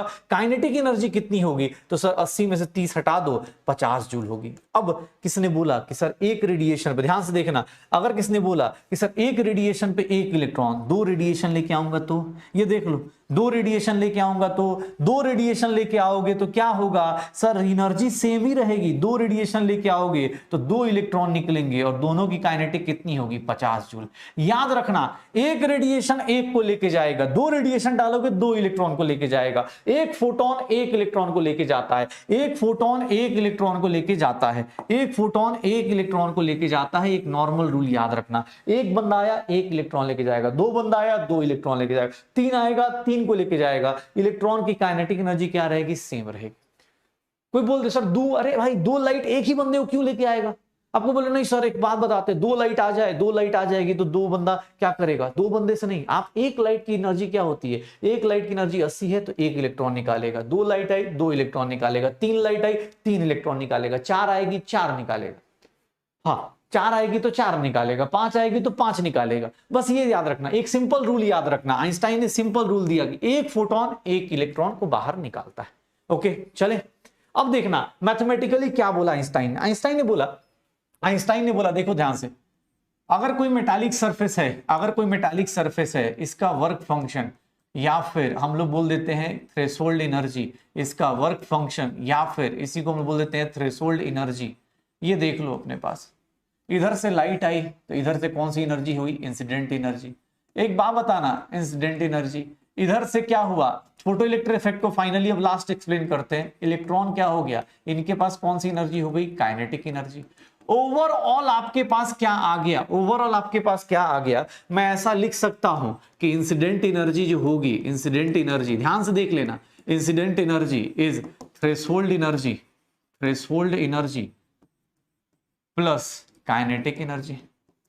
ये देख लो, इंसिडेंट एनर्जी अगर फ्रीक्वेंसी के टर्म में बात करें तो एच होगी, थ्रेशोल्ड एनर्जी की बात करें एच नॉट होगी, और ये क्या हो गया? Kinetic energy. ये देख ले भाई, यही फॉर्मूला दिया गया था, आइंस्टाइन ने यही फॉर्मूला दिया था, where nu is known as, यहां पे न्यू को क्या बोलते थे? ध्यान से देखना, न्यू क्या बोलते थे? फ्रीक्वेंसी ऑफ, न्यू किसको बोलते थे? फ्रीक्वेंसी ऑफ इंसिडेंट लाइट, आने वाली लाइट की frequency, frequency of incident light. Nu naught किसको बोलते थे? न्यू नॉट किसको बोलते हैं? Threshold frequency. ये किसको बोलते हैं? Threshold frequency. ये किसको बोलते हैं? Threshold frequency. और काइनेटिक एनर्जी, तो काइनेटिक एनर्जी होगी, काइनेटिक एनर्जी ऑफ इलेक्ट्रॉन कितना होगा? काइनेटिक एनर्जी ऑफ इलेक्ट्रॉन देख लो, kinetic energy of electron half mass of electron, mass of electron into velocity का स्क्वायर, या फिर इसी को काइनेटिक एनर्जी को लिखना चाहूं तो half MEV square, MEV square, यही लिखेंगे। देख लो, यही एक्सप्लेनेशन किसने दिया था? यही एक्सप्लेनेशन किसने दिया था? यही एक्सप्लेनेशन दे दिया हमारे भाई साहब, हमारे आइंस्टाइन भाई साहब ने, और आइंस्टाइन भाई साहब को हमने नोबेल प्राइज दे दिया। हमने बोला भाई साहब बहुत बढ़िया, बहुत बढ़िया, शानदार एक्सप्लेनेशन किया आपने। ये समझाया कि आने वाली लाइट, जो हर्ट्ज ने एक्सपेरिमेंट किया था, आपने उसका मैथमेटिकल एक्सपेरिमेंट करके हमें बता दिया। सर आने वाली फ्रीक्वेंसी, अब कोई बोल दे नहीं सर, कोई चिढ़ जाए, कोई बोले नहीं नहीं सर आप ऐसे नहीं करो, आप काइनेटिक एनर्जी का फॉर्मूला बताओ। देखना बेटा, मैं तुझे एक फॉर्मूला बता रहा हूं, अब कोई बोले नहीं सर काइनेटिक एनर्जी का फॉर्मूला बताओ। अरे भाई काइनेटिक एनर्जी का फॉर्मूला तो चाह तो भाई ऐसे भी लिख दे, मुझे कोई दिक्कत नहीं है, कोई दिक्कत नहीं है, सिंपल सा है। शायद वही चीज कर रहे हैं, वही चीज कर रहे हैं, बस वही तरीके से लिख रहे हैं, यही कर रहे हैं शायद। देख लो काइनेटिक एनर्जी का फॉर्मूला क्या आ जाएगा, यही आएगा शायद। अब तुम्हारी मर्जी है, तुम चाहो तो ये रटो, चाहे तो वो रट लो, कोई दिक्कत नहीं। मुझे ये याद रखना है, वो अपने आप आ जाएगा। ये याद रखना है, वो अपने आप आ जाएगा। एच क्या है? प्लैंक्स कांस्टेंट है। एच क्या है? प्लैंक्स कांस्टेंट है। एच क्या है? प्लैंक्स कांस्टेंट है भाई, निकाल ले। एच क्या है? प्लैंक्स कांस्टेंट है। तो ये ध्यान रखना अपने पास कि लाइट आई तो लाइट का हिसाब किताब क्या है? आने वाली एनर्जी कुछ यहां एब्जॉर्ब हो गई और कुछ कहां चली गई? काइनेटिक एनर्जी में। वही कंजर्वेशन ऑफ एनर्जी। ये किस पे बेस्ड है? बेस्ड ऑन किस पे है? ये किस पे बेस्ड है? कंजर्वेशन ऑफ एनर्जी पे, कि भैया एनर्जी हमेशा कंजर्व रहती है। आप एनर्जी को डिस्ट्रॉय या वो नहीं कर सकते। एनर्जी हमेशा क्या रहेगी? कंजर्व रहेगी। आप कोई सोचे कि नहीं सर एनर्जी खत्म हो गई, नहीं, जितनी आई वो थ्रेशोल्ड प्लस काइनेटिक में चली गई। ये देख लो, काइनेटिक एनर्जी का फॉर्मूला कितने लोग इसको ही रटते हैं। रट ले भाई, तेरी मर्जी है, मैंने तो कुछ नहीं किया। काइनेटिक एनर्जी क्या हो जाएगी? H new minus H nu not. निकाल ले भाई, ये निकाल ले अपने पास, ठीक है। ये देख लो, अब कोई बोले, ये देखना ध्यान से, काइनेटिक एनर्जी का फॉर्मूला देखना क्या लिखा हुआ है। न्यू माइनस न्यू नॉट लिखा हुआ। एक मिनट ध्यान से देखना, अगर if nu is greater than new naught, अगर थ्रेशोल्ड फ्रीक्वेंसी ज्यादा हो गई, एच कांस्टेंट है, ये वैल्यू ज्यादा हो गई, ये वैल्यू ज्यादा हो गई, तो मैं बोल सकता हूं काइनेटिक एनर्जी क्या होगी? पॉजिटिव होगी। काइनेटिक एनर्जी क्या हो गई? पॉजिटिव। मतलब इलेक्ट्रॉन्स बाहर निकल रहे हैं, इलेक्ट्रॉन्स बाहर निकल रहे हैं। यहां पे फोटो इलेक्ट्रिक इफेक्ट क्या होगा? ऑब्जर्व होगा। यहां फोटो इलेक्ट्रिक क्या होगा? ऑब्जर्व होगा। काइनेटिक एनर्जी पॉजिटिव है, मतलब electrons are, photo electrons are ejected, photo electrons are ejected. Exam hall में यही सब क्वेश्चन पूछे जाएंगे कि सर बताओ, लाइंस बताओ। किसने बोल दिया कि नहीं सर इफ, इसी में अलग अलग कंडीशन ले लेता हूं। If nu is equals to nu naught, अगर न्यू की value equal to nu naught ले ली मैंने, सर न्यू और न्यू नॉट इक्वल हो गया तो यहां पे काइनेटिक एनर्जी कितना हो जाएगा? जीरो। काइनेटिक एनर्जी क्या हो जाएगा? जीरो। सर ये इक्वल हो गया तो काइनेटिक एनर्जी क्या हो गई? जीरो। मतलब नो फोटो इलेक्ट्रॉन एमिशन, कोई भी फोटो इलेक्ट्रॉन का एमिशन नहीं हो रहा है। कोई भी फोटो इलेक्ट्रिक इलेक्ट्रॉन्स का फोटो इलेक्ट्रॉन्स का इजेक्शन नहीं हो रहा है। नो फोटो इलेक्ट्रॉन्स इजेक्शन, कोई फोटो इलेक्ट्रॉन इजेक्शन नहीं हो रहा है।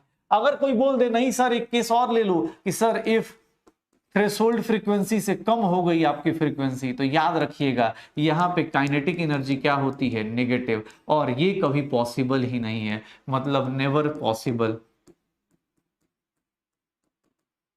Kinetic energy always positive. Kinetic energy क्या होती है? हमेशा पॉजिटिव होती है, हमेशा पॉजिटिव होती है। No photo electrons, photo electric effect, ये तुमसे कंडीशंस पूछी जाएंगी। No photo electric effect, no electron ejection, no photo electron ejection. मतलब एक ही बार इलेक्ट्रॉन इजेक्ट हो सकता है। सर याद रखना कौन सी कंडीशन में? याद रखना जब आपकी फ्रीक्वेंसी किससे ज्यादा हो, आपकी फ्रीक्वेंसी किससे ज्यादा हो? थ्रेशोल्ड से ज्यादा हो। जब आपकी फ्रीक्वेंसी किससे ज्यादा हो? थ्रेशोल्ड से ज्यादा हो। जब आपकी फ्रीक्वेंसी किससे ज्यादा हो? थ्रेशोल्ड से ज्यादा हो, उसी टाइम इलेक्ट्रॉन इजेक्ट हो सकता है। उसके अलावा फोटो इलेक्ट्रॉन कभी भी इजेक्ट नहीं होगा। फोटो इलेक्ट्रिक इफेक्ट अगर आप ऑब्जर्व करना चाहते हो सिर्फ एक ही कंडीशन में हो सकती है और नहीं हो सकती। आप कोई क्या करे, अब कोई बोल दे सर ये तो आपने काइनेटिक एनर्जी से बता दिया, आपने अभी एक लाइन बोली थी, ये देखना। अब यार बंदे हैं अपने अपने हिसाब से, किसी को बोले नहीं सर आपने ये लाइन बोली incident energy is equals to क्या लिख दिया आपने? Threshold energy. आपने तो ये लिख दिया थ्रेशोल्ड एनर्जी और प्लस क्या लिख दिया? Kinetic energy.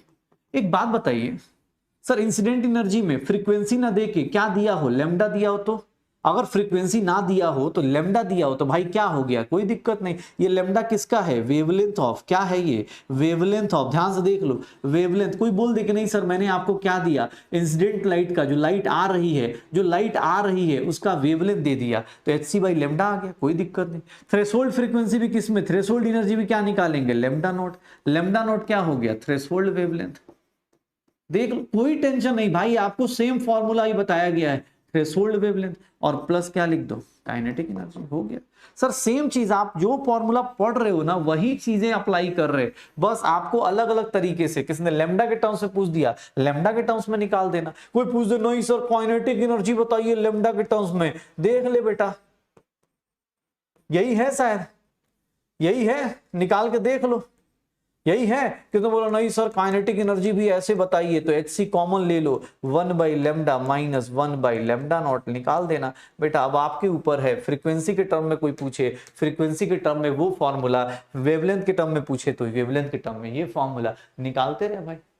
अब आप मैथ्स का गेम खेल रहे हो, आपने कॉन्सेप्ट समझ लिया कि भाई इंसिडेंट एनर्जी किसके इक्वल होती है, थ्रेशोल्ड प्लस काइनेटिक। पहले किसको लेके चल रहे थे, फ्रीक्वेंसी को। कोई बंदा बिगड़ गया, नहीं नहीं नहीं सर मैं तो वेवलेंथ लेके चलूंगा, वेवलेंथ से निकाल ले भाई। एनर्जी निकालने का वेवलेंथ का तरीका आपको पता है, वेवलेंथ का तरीका पता है। ये किसका वेवलेंथ है, इंसिडेंट लाइट का। लैम्डा नॉट किसका है, थ्रेशोल्ड वेवलेंथ। हो जाएगा तो निकालते रहो भाई, थ्रेशोल्ड वेवलेंथ निकालते रहो।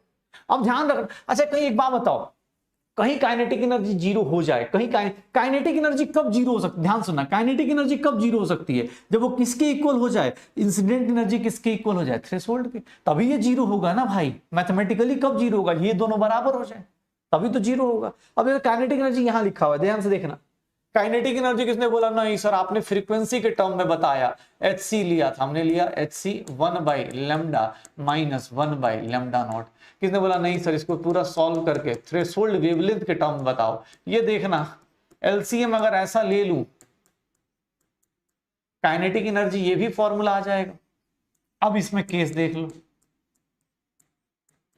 अगर लेमडा की वैल्यू बड़ी आ गई लेमडा नॉट से, अगर लेमडा की वैल्यू बड़ी आ गई लेमडा नॉट से, देन क्या होगा, काइनेटिक एनर्जी क्या होगी, निगेटिव होगी। और काइनेटिक एनर्जी नेगेटिव, ये नॉट पॉसिबल। आपको ही पता है काइनेटिक एनर्जी कभी भी नेगेटिव नहीं होगी। मतलब अगर आपका वेवलेंथ, इंसिडेंट लाइट का वेवलेंथ किससे ज्यादा हो जाए, थ्रेशोल्ड वेवलेंथ से ज्यादा हो जाए, तो सर काइनेटिक एनर्जी नेगेटिव हो जाएगी और कोई फोटो इलेक्ट्रिक इफेक्ट नहीं होने वाला है। तुम बोलोगे क्या बात कर रहे हो सर, ये कैसे, अरे कुछ नहीं, तू पुट करके देख ले, तो पुट करके देख ले। और एक चीज और बताओ, इंसिडेंट एनर्जी याद करना, एक चीज बताओ, फ्रीक्वेंसी और लेमडा क्या थे, इनवर्सली प्रोपोर्शनल थे, इनवर्सली प्रोपोर्शनल थे। तो याद कर, तुमने अभी एक जस्ट तरीका लिखा, ये देखना, काइनेटिक एनर्जी तुमने कब ऑब्जर्व किया है, जब आने वाली लाइट की फ्रीक्वेंसी किससे ज्यादा हो, थ्रेशोल्ड से ज्यादा हो। आने वाली लाइट की फ्रीक्वेंसी किससे ज्यादा हो, थ्रेशोल्ड से ज्यादा हो। फ्रीक्वेंसी ज्यादा होनी चाहिए किससे, थ्रेशोल्ड से। तो वेवलेंथ ऑपोजिट होगा ना। वेवलेंथ क्या होता है, वेवलेंथ तो इनवर्स चलता है। ये देख लो, इसके कंडीशंस देख लो। अगर मैं इसी में लिख दूं कि sir if lambda is less than lambda naught, अगर मैं ये कंडीशन लिख दूं sir lambda less than lambda naught, यहां लेमडा की वैल्यू लेमडा नॉट से कम है, ये पूरी एनर्जी क्या हो जाएगी, काइनेटिक एनर्जी पूरी की पूरी क्या हो जाएगी, पॉजिटिव हो जाएगी। सर पहले वाली कंडीशन में क्या था, ये वैल्यू बड़ी थी, ये वैल्यू बड़ी थी, तो ये वैल्यू निगेटिव में बड़ी हो गई, पूरी की पूरी वैल्यू क्या हो जाएगी, निगेटिव। कहीं पॉसिबल नहीं था। लेकिन अगर यही चीज, अगर threshold wavelength, photo electric effect यहां पे ऑब्जर्व होगा, फोटो इलेक्ट्रिक इफेक्ट यहां ऑब्जर्व होगा, photo electric effect is observe, photo electric effect is observe. ये देख लो अपने पास, अगर वही यहां पे लिख दिया जाए lambda is equals to lambda naught, याद रखना उस टाइम पे काइनेटिक एनर्जी क्या हो जाएगी, जीरो। काइनेटिक एनर्जी क्या हो जाएगी, जीरो। तो तुमसे अगर कोई पूछ ले कि sir photo electric effect observe करने का तरीका बताइए, फोटो इलेक्ट्रिक इफेक्ट को अगर मैं समराइज करूं अभी तक की चीजें, तो फोटो इलेक्ट्रिक इफेक्ट कब ऑब्जर्व होता है, फोटो इलेक्ट्रिक इज ऑब्जर्व्ड कब, एक तो मेटालिक सरफेस पे होना चाहिए, मेटालिक सरफेस पे होना चाहिए, दूसरा मेटालिक सरफेस पे होना चाहिए, दूसरा इंसिडेंट फ्रीक्वेंसी जो होनी चाहिए, जो आने वाली लाइट की फ्रीक्वेंसी है, इंसिडेंट फ्रीक्वेंसी जो होनी चाहिए वो ग्रेटर देन क्या होना चाहिए, थ्रेशोल्ड फ्रीक्वेंसी होना चाहिए। फ्रीक्वेंसी आपकी ज्यादा होनी चाहिए। और वेवलेंथ की कोई बात करेगा, अगर वेवलेंथ की कोई बात करेगा तो अब फ्रीक्वेंसी के जस्ट अपोजिट चलेगा। इंसिडेंट वेवलेंथ जो होगा वो क्या होगा, लेस देन थ्रेशोल्ड वेवलेंथ हो जाएगा, लेस देन थ्रेशोल्ड वेवलेंथ हो जाएगा, लेस देन क्या हो जाएगा, थ्रेशोल्ड वेवलेंथ हो जाएगा। या फिर इसी में बोला जाए कि सर कौन सी कॉन्सेप्ट में आएगा, इंसिडेंट एनर्जी, एनर्जी और फ्रीक्वेंसी सेम होता है, that will be greater than threshold energy. Threshold energy को ही हम लोग क्या बोलते हैं, वर्क फंक्शन भी बोल देते हैं भाई। तो याद रखना, जब भी तुमसे कोई बोले फोटो इलेक्ट्रिक इफेक्ट कब ऑब्जर्व करना है, कब ऑब्जर्व करना है, तो याद रखिएगा क्या करेंगे इस केस में, सर ये क्या होगा, frequency greater than new not होना चाहिए, वेवलेंथ किससे लेस देन होना चाहिए, लेमडा नॉट से, ये याद रखिएगा। तो फोटो इलेक्ट्रिक इफेक्ट ऐसे करते हैं, ये ध्यान रखो। फोटो इलेक्ट्रिक इफेक्ट में सारे फॉर्मूलाज के नाम पे यही है, यही सब छोटी छोटी चीजें हैं। आज के लिए हम लोग यही कर रहे हैं कि फ्रीक्वेंसी ज्यादा होनी चाहिए, लेमडा कम होना चाहिए, बाकी निकालते रहो, बाकी निकालते रहो। ये देख लो भाई अपने पास, लेमडा और फ्रीक्वेंसी एक दूसरे के अपोजिट, फ्रीक्वेंसी का याद है तो लेमडा उसके अपोजिट चला जाएगा, कहानी खत्म करे, हो जाएगा भाई, कर लोगे? यस सर और नो सर बता दो। ये चारों कॉन्सेप्ट क्लियर हो गए। फोटो इलेक्ट्रिक इफेक्ट कब ऑब्जर्व कर सकते हैं, कब ऑब्जर्व कर सकते हैं, कब नहीं कर सकते, ये पता चल रहा है अपने को। फोटो इलेक्ट्रिक इफेक्ट कब ऑब्जर्व कर सकते हैं, कब नहीं कर सकते, ये पता चल रहा है। हो जाएगा, श्योर हो? कैसे होगा, क्या होगा, पता है हम लोगों को। ये पता चल गया कि हाँ भाई photo electric effect. Chat start हुआ है या नहीं हुआ है? हाँ चैट इनेबल हो गया, ठीक है, हो जाएगा, श्योर हो? अब न्यूमेरिकल्स पे आते हैं, न्यूमेरिकल्स पे आते हैं। कहानी तो बहुत हो गई, कहानी बना लिया हमने ऐसे ऐसे। कुछ ने बोला सर ग्राफ और अब बता दो, चल भाई ग्राफ भी बता दूंगा, ग्राफ भी बता देता हूँ, फिर न्यूमेरिकल्स पे आ जाएंगे। ग्राफ भी बता देता हूँ, चल ग्राफ भी बताता हूँ। ग्राफ को ध्यान से सुनना। हाँ ग्राफ देखना। एक बात बताओ, सबने y is equal to mx plus c का ग्राफ पढ़ लिया है, ये बताओ काइनेटिक एनर्जी मैंने कितना लिखा है? H new minus H nu not लिखा है, यही हुआ। अगर kinetic energy versus kinetic energy versus frequency का ग्राफ बना दिया जाए, फ्रीक्वेंसी का ग्राफ बना दिया जाए। तुम सब लोग मैथ, सभी बेसिक मैथ्स पढ़ के आए हो, तुम्हें पता है। ये मेरा क्या हो जाएगा y एक्सिस पे, ये मेरा क्या हो जाएगा y एक्सिस पे, ये मेरा क्या हो जाएगा x एक्सिस पे, और y is equal to mx plus c. Sir slope क्या है? नीचे से स्टार्ट हो रहा है, नीचे से स्टार्ट हो रहा है, स्ट्रेट लाइन बनेगा, देख लो अपने पास, नीचे से स्टार्ट होगा, ध्यान से देख लो अपने पास। इसका स्लोप क्या होगा? स्लोप क्या होगा? h होगा। ये y इंटरसेप्ट क्या होगा? y इंटरसेप्ट कितना होगा? एच न्यू नॉट होगा। फ्रीक्वेंसी अपने पास, या इसी को हम लोग क्या बोलते हैं? वर्क फंक्शन, या फिर इसी को थ्रेशोल्ड एनर्जी बोल देंगे।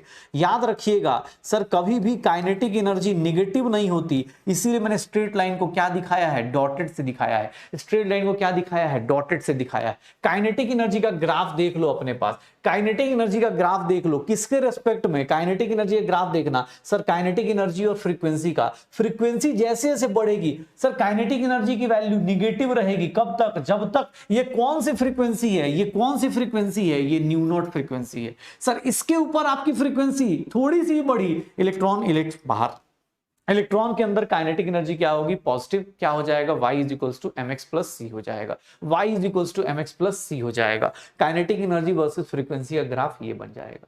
एक चीज और, काइनेटिक एनर्जी वर्सेस फ्रीक्वेंसी का ग्राफ ये आ जाएगा, काइनेटिक एनर्जी वर्सेस फ्रीक्वेंसी का ग्राफ ये आ जाएगा।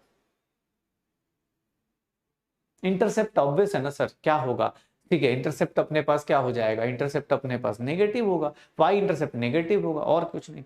ठीक है, हाँ सारे के सारे अपने पास, ये देख लो। उसके बाद किसने बोल दिया कि सर इंटेंसिटी ऑफ लाइट बढ़ा दी जाए, इंटेंसिटी ऑफ लाइट बढ़ाई जाए, इंटेंसिटी बढ़ाई जाए। इंटेंसिटी बढ़ाने का मतलब क्या हो गया? नंबर ऑफ फोटॉन्स का बढ़ाना। नंबर ऑफ फोटॉन्स बढ़ेंगे, नंबर ऑफ फोटॉन्स बढ़ेंगे तो नंबर ऑफ फोटो इलेक्ट्रॉन्स बढ़ेंगे। Number of photo electrons ejected बढ़ते हैं, number of photo electrons ejected बढ़ते हैं। कोई भी no change in kinetic energy, कोई भी काइनेटिक एनर्जी में चेंज नहीं होगा, कोई भी चेंज नहीं होगा। नंबर ऑफ फोटो इलेक्ट्रॉन्स बढ़ेंगे, नंबर ऑफ फोटो इलेक्ट्रॉन्स बढ़ेंगे तो फोटो इलेक्ट्रॉन्स के कारण जो करंट होगा, फोटो इलेक्ट्रिक करंट जो होगा वो बढ़ेगा, फोटो इलेक्ट्रिक करंट जो होगा वो इंक्रीज होगा। बट याद रखिएगा काइनेटिक एनर्जी में कोई भी चेंज नहीं होने वाला, no change in kinetic energy. Kinetic energy में इंटेंसिटी के कारण कोई चेंज नहीं होगा। अगर कोई बोल दे कि सर इंटेंसिटी ऑफ लाइट बढ़ा रहे हैं और काइनेटिक एनर्जी का ग्राफ बता दीजिए, काइनेटिक एनर्जी और इंटेंसिटी का ग्राफ अगर कोई ड्रॉ कर दे तो याद रखना काइनेटिक एनर्जी इंटेंसिटी से कोई फर्क नहीं पड़ता। क्यों? क्योंकि हमने एक बेसिक रूल पढ़ा था, बेसिक रूल क्या पढ़ा था कि भैया एक बंदा, एक इलेक्ट्रॉन आएगा, एक फोटोन आएगा, एक फोटो इलेक्ट्रॉन को बाहर निकालेगा, एक फोटोन आएगा, एक फोटो इलेक्ट्रॉन को बाहर निकालेगा। अगर 10 फोटोन आएंगे, 10 फोटॉन्स आएंगे तो 10 फोटो इलेक्ट्रॉन्स को बाहर निकालेंगे। आपका सर काइनेटिक एनर्जी सेम रहेगा। याद करो हमने एक ऐसी बात करी थी अभी कि सर इसका वर्क फंक्शन अगर 30 जूल है तो एक बंदा आया, अगर इसकी एनर्जी अगर 50 है तो एक इलेक्ट्रॉन बाहर निकाल देगा। एक इलेक्ट्रॉन बाहर कितने जूल से? 20 जूल से। 2 आया तो दूसरा इलेक्ट्रॉन बाहर निकाल देगा, कितने से? उसके अंदर काइनेटिक एनर्जी कितना रहेगा? 20 जूल। इंटेंसिटी बढ़ाओगे, नंबर ऑफ फोटो इलेक्ट्रॉन्स बढ़ेंगे, नंबर ऑफ इलेक्ट्रॉन्स बढ़ेंगे, करंट बढ़ेगा, लेकिन काइनेटिक एनर्जी को कोई फर्क नहीं पड़ेगा। आपके इंटेंसिटी बढ़ाने से। फोटो इलेक्ट्रिक करंट बढ़ जाएगा, नंबर ऑफ फोटो इलेक्ट्रॉन्स बढ़ेंगे, नंबर ऑफ फोटॉन्स बढ़ेंगे अगर आप इंटेंसिटी बढ़ाते हो तो। बट काइनेटिक एनर्जी में कोई चेंज नहीं होगा। काइनेटिक एनर्जी वर्सेस इंटेंसिटी का ग्राफ बनाइएगा, स्ट्रेट लाइन बन के चला जाएगा, ठीक है, स्ट्रेट लाइन बन के चला जाएगा, ठीक है ना। कोई भी काइनेटिक एनर्जी चेंज नहीं होगा, हो गया। बस यही ध्यान रखना आपने, बस काइनेटिक एनर्जी में चेंज नहीं होगा अपने को, ये ध्यान रखिएगा मैथमेटिकली, बस कुछ नहीं, हो गया। तो चलो भाई, ये अपने पास काइनेटिक एनर्जी, ये सारा फोटो इलेक्ट्रिक इफेक्ट, सारे के सारे फोटो इलेक्ट्रिक इफेक्ट के फॉर्मूलाज हो गए, कंडीशंस पता चल गई कि सर ये चीजें होनी है, ये इंटेंसिटी है, ये नंबर ऑफ फोटॉन्स हैं, ये सारी कहानी हमें पता चल गई। कैसे कब फोटो इलेक्ट्रिक इफेक्ट होगा, कब नहीं होगा, मैथमेटिकली कब पॉसिबल है, कब नहीं पॉसिबल है, ये सारा कुछ हमने पढ़ लिया, सारा कुछ हमने पढ़ लिया। एक बोल रहा है कि y is mx plus c का ग्राफ, बेटा y is mx plus c का ग्राफ होता है जिंदगी में, ये अभी बेसिक मैथ्स करके पढ़ा होगा। अगर आपको नहीं आता तो बेसिक मैथ्स उठा के पढ़ लीजिएगा, आपको पता चल जाएगा। मैं बस इतना बता सकता हूं डॉटेड लाइन क्यों बनाया, बिकॉज काइनेटिक एनर्जी कभी नेगेटिव नहीं हो सकती, कभी भी नेगेटिव नहीं होगी, इसलिए डॉटेड लाइंस बनाया, ठीक है। और y इज mx का ग्राफ है ये, इसको क्या बोल देंगे, ये क्या होगा, ये स्लोप कहलाएगा, ये y इज mx, और ये पूरा का पूरा इंटरसेप्ट कहलाएगा। क्या कहलाता है, इसको हम लोग क्या बोल देते हैं, y इंटरसेप्ट। बेटा ठीक है, अगर आपको आता है बहुत अच्छी बात है, नहीं आता और अच्छी बात है, ठीक है ना, और अच्छी बात है, ठीक है, हाँ और अच्छी बात है, नहीं आता तो और अच्छी बात है। पिछली क्लास से बोल रहा हूँ, इस बैच में खासकर, जिनको आता है बहुत अच्छा है, नहीं आता और अच्छा है, क्योंकि यार तुम्हें पता रहेगा ना ये नहीं आता है। जिनको आता है उनको तो क्वेश्चन गलत भी कर सकते हैं, वो लोग सोचेंगे पता नहीं क्या ग्राफ कैसा होगा, एग्जाम होगा क्वेश्चन करेंगे पता चलेगा ग्राफ गड़बड़ कर रहे हैं, ठीक है। चलो अब देख लो अपने पास क्वेश्चंस पे आते हैं, क्वेश्चंस पे आते हैं। थ्योरी बहुत हो गई, सारी थ्योरी हो गई, अब क्वेश्चन पे आते हैं। अब क्वेश्चन ही शुरू कर रहे हैं इस चैप्टर में। ये एनसीईआरटी का क्वेश्चन है, एनसीईआरटी का क्वेश्चन है, ध्यान से देखना। Electrons are emitted with zero velocity. Zero velocity का मतलब क्या है, प्लीज बेटा क्वेश्चन पढ़ना, ये एनसीईआरटी का क्वेश्चन है। Electrons are emitted with zero velocity, velocity zero, इसका मतलब काइनेटिक एनर्जी क्या हो गई, जीरो हो गई। अगर वेलोसिटी जीरो है आपकी तो काइनेटिक एनर्जी क्या हो गई, जीरो हो गई। काइनेटिक एनर्जी क्या हो गई, जीरो हो गई। और काइनेटिक एनर्जी जीरो हो गई, इसका मतलब जो आपका, याद रखो अपने पास, काइनेटिक एनर्जी जीरो, इसका मतलब जो आपका इंसिडेंट लाइट है, इंसिडेंट एनर्जी है, जो आपकी इंसिडेंट एनर्जी है, वही आपकी क्या हो जाएगी, थ्रेशोल्ड एनर्जी हो जाएगी। क्यों, क्योंकि सर आपका काइनेटिक एनर्जी जीरो हो गया तो थ्रेशोल्ड एनर्जी और प्लस काइनेटिक एनर्जी जीरो, तो सर ये जीरो हुआ, इसका मतलब क्या हो गया, सर ये दोनों इक्वल हो गए।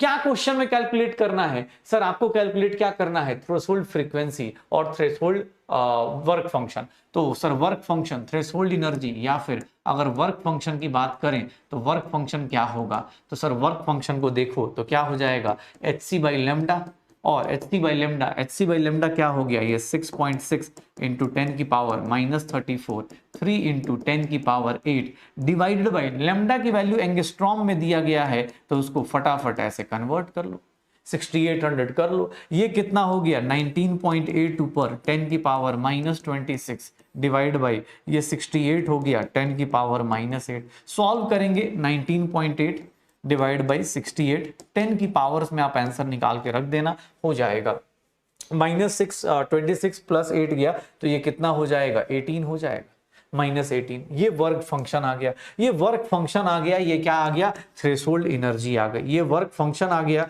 या फिर क्या आ गई, थ्रेशोल्ड एनर्जी आ गई। कैसे निकाला मैंने, बिकॉज इंसिडेंट एनर्जी किसके इक्वल है, थ्रेशोल्ड के, तो निकाल दो। किसने बोला सर थ्रेशोल्ड फ्रीक्वेंसी बताओ, थ्रेशोल्ड फ्रीक्वेंसी कैसे बताऊंगा, तो वर्क फंक्शन को किसके इक्वल पुट कर दूंगा, एच न्यू नॉट के इक्वल पुट कर दूंगा, आंसर आना शुरू हो जाएगा। वर्क फंक्शन को किसके इक्वल पुट कर दूंगा, एच न्यू नॉट के। एक बात बताओ, थ्रेशोल्ड वेवलेंथ कितना आ जाएगा, थ्रेशोल्ड वेवलेंथ कितना आ जाएगा, थ्रेशोल्ड वेवलेंथ कितना आ जाएगा, थ्रेशोल्ड वेवलेंथ इंसिडेंट वेवलेंथ के इक्वल हो जाएगा, लैम्डा नॉट किसके इक्वल हो जाएगा, लैम्डा के। और किसने बोला थ्रेशोल्ड फ्रीक्वेंसी बताओ, थ्रेशोल्ड फ्रीक्वेंसी बताओ, तो सब लोग इतना तो आप प्रैक्टिस कर चुके होंगे कि सर फ्रीक्वेंसी किस तरह आती है, इस तरह से आती है।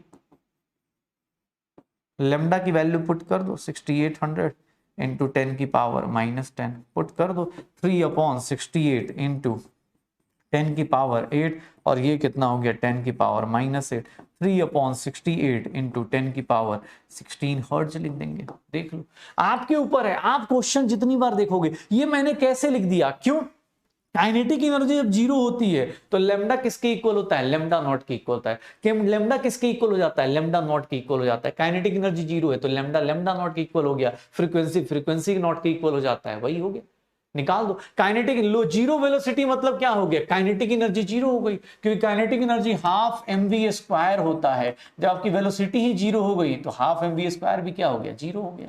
एग्जाम हॉल में क्लू ये दिया गया है, kinetic energy zero, incident energy किसके, थ्रेशोल्ड एनर्जी की, इसकी फ्रीक्वेंसी सेम हो गई, इसका वर्क फंक्शन, इसका लेमडा सेम हो गया। अरे भाई देखना, अभी कराया था ये, देख अगर काइनेटिक एनर्जी जीरो है तो लेमडा किसके इक्वल हो गया, लेमडा नॉट के इक्वल हो गया। अगर काइनेटिक एनर्जी जीरो है तो लेमडा किसके इक्वल हो गया, ये देख काइनेटिक एनर्जी जीरो है तो इंसिडेंट फ्रीक्वेंसी और थ्रेशोल्ड फ्रीक्वेंसी क्या हो रहा है, इक्वल हो रहा है।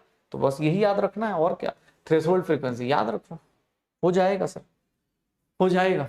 अब अपने पास अगला क्वेश्चन देख लो, अगला क्वेश्चन देख ले अपने पास, अगला क्वेश्चन देख ले। अगले क्वेश्चन में पहले चैट डिसेबल किया जाए, हाँ चैट डिसेबल कर दिया गया है। अब देखना अपने पास, भाई साहब कहां कहां से आते हैं।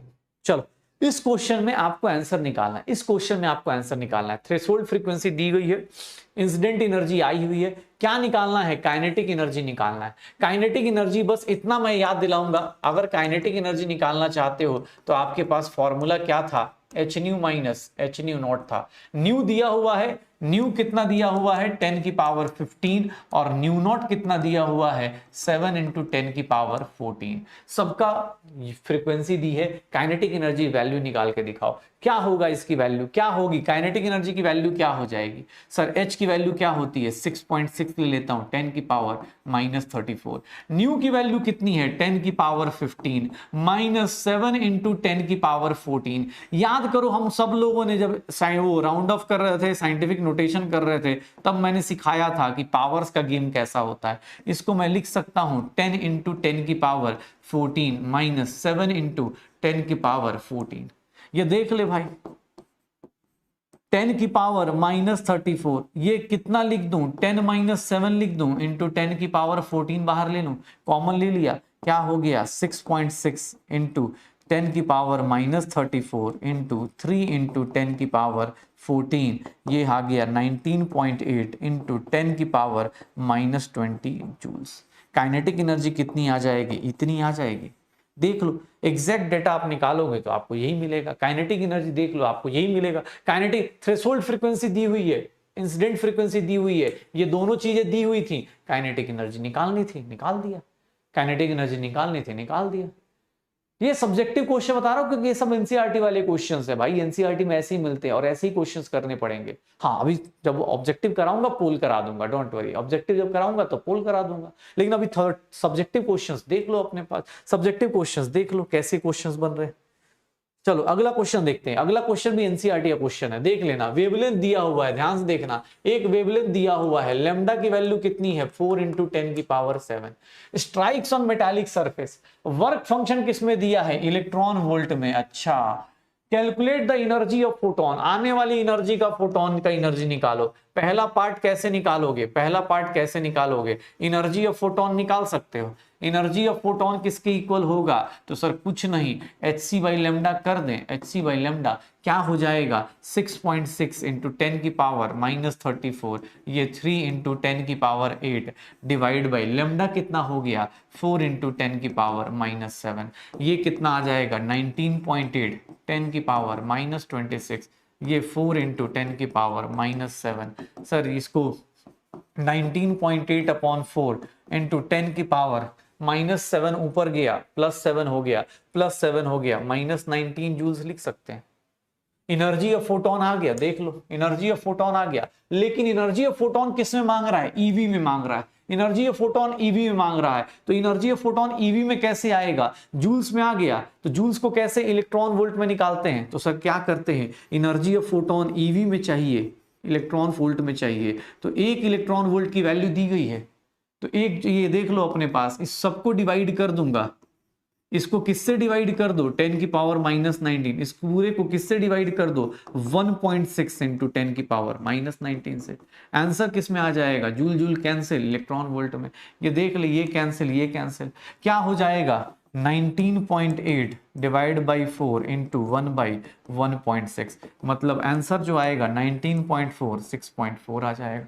इतना इलेक्ट्रॉन वोल्ट आ जाएगा। एग्जैक्ट आंसर निकालने की कोशिश करोगे तो भी निकल जाएगा, इतना भी डिफिकल्ट कैलकुलेशन नहीं होगा। आप एग्जैक्ट आंसर निकालोगे तो भी निकल जाएगा। मैं एग्जैक्ट आंसर निकाल दूं 19.8 डिवाइड बाई 6.4, तो ये 3.09 इलेक्ट्रॉन वोल्ट आ जाएगा। देख लो 3.09 इलेक्ट्रॉन वोल्ट। तो फर्स्ट पार्ट क्या हो गया? हो गया। सेकंड पार्ट पूछ रहा है काइनेटिक एनर्जी बताओ। काइनेटिक एनर्जी क्या होती है sir? Incident energy minus threshold करते थे, incident energy minus threshold energy करते थे, incident energy minus threshold energy. Incident energy कितनी है? 3.09 electron volt, minus threshold energy कितनी है? 2.13 इलेक्ट्रॉन वोल्ट। क्या आ जाएगा सर? 9 में से 3 गया 6 और 10 में से 1 गया, क्या हो जाएगा? 96। सॉरी, हाँ, 9 में से 3 गया 6, 10 में से 1 गया 9 and this will be 0.96 electron volt. यही होगा ना सर? निकाल लो।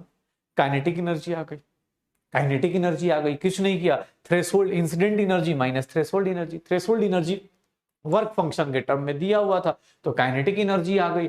अब कोई बंदा बोल रहा है नहीं सर वेलोसिटी बताओ, वेलोसिटी ऑफ फोटो इलेक्ट्रॉन बताओ, तो काइनेटिक एनर्जी को कितने के इक्वल पुट कर दोगे? काइनेटिक एनर्जी को किसके इक्वल पुट कर दोगे? काइनेटिक एनर्जी को पुट कर दो किसके इक्वल? हाफ mv² के। निकाल दो अपने पास। काइनेटिक एनर्जी को किसके इक्वल पुट कर दो? हाफ mv² के। निकाल देना। ये देख लो, काइनेटिक एनर्जी को किसमें पुट कर देना?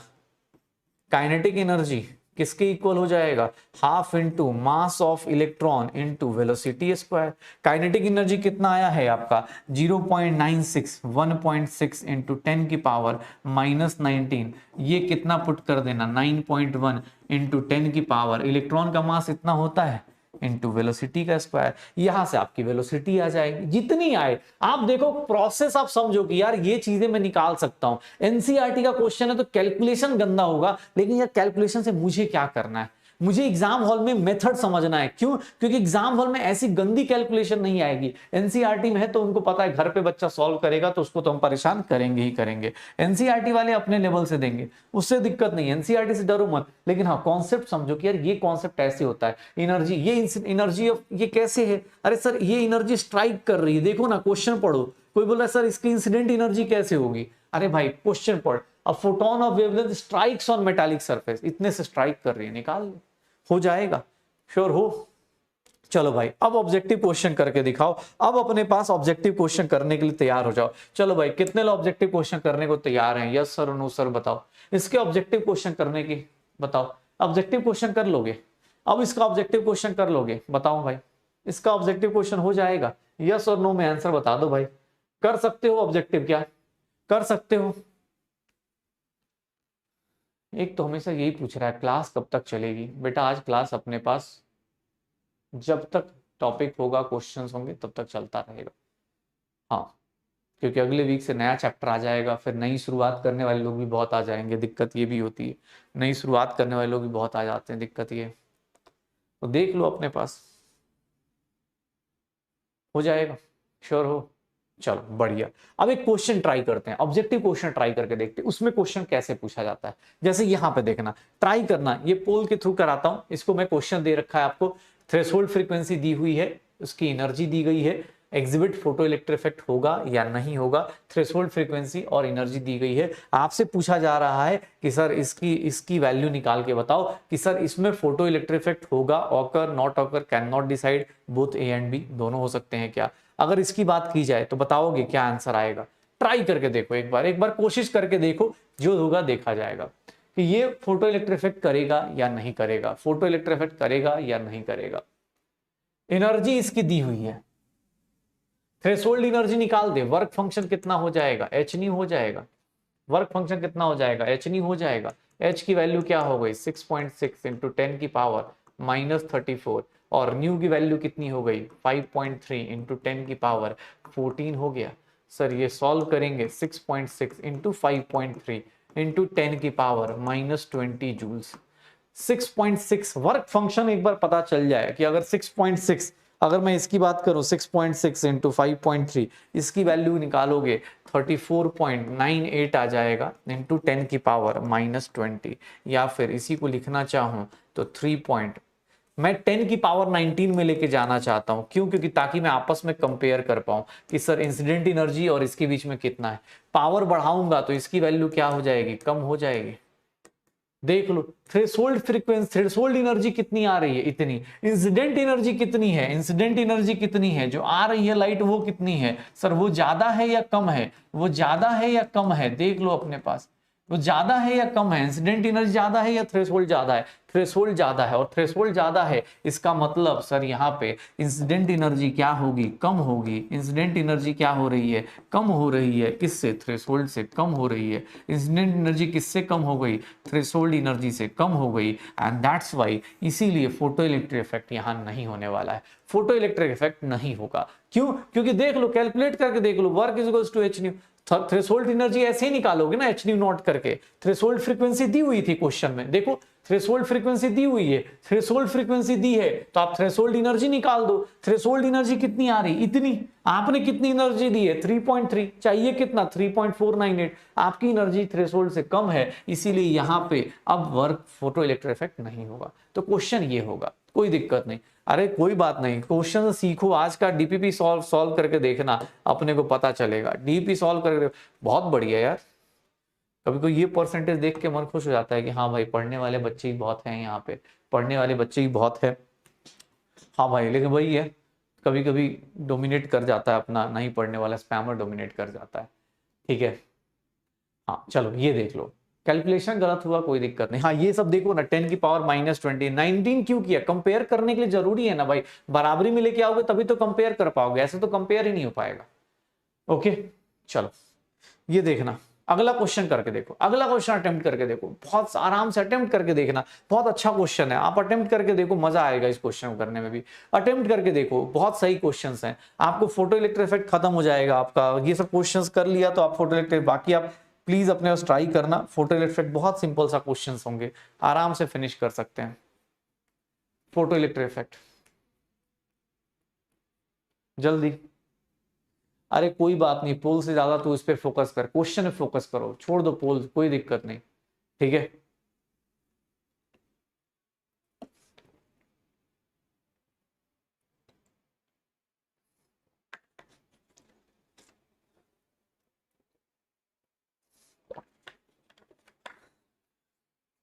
ठीक है, जल्दी क्या होगा? थ्रेशोल्ड फ्रीक्वेंसी दी है, इंसिडेंट फ्रीक्वेंसी दी गई है, क्या पूछ रहा है? Kinetic energy. काइनेटिक एनर्जी का डायरेक्ट फॉर्मूला है, अगर आप देखो तो डायरेक्ट फॉर्मूला क्या मिल जाएगा? ये मिल जाएगा 6.6 इंटू 10 की पावर -34। और फ्रीक्वेंसी कितनी है? इंसिडेंट फ्रीक्वेंसी कितनी है? 1.1 इंटू 10 की पावर 15।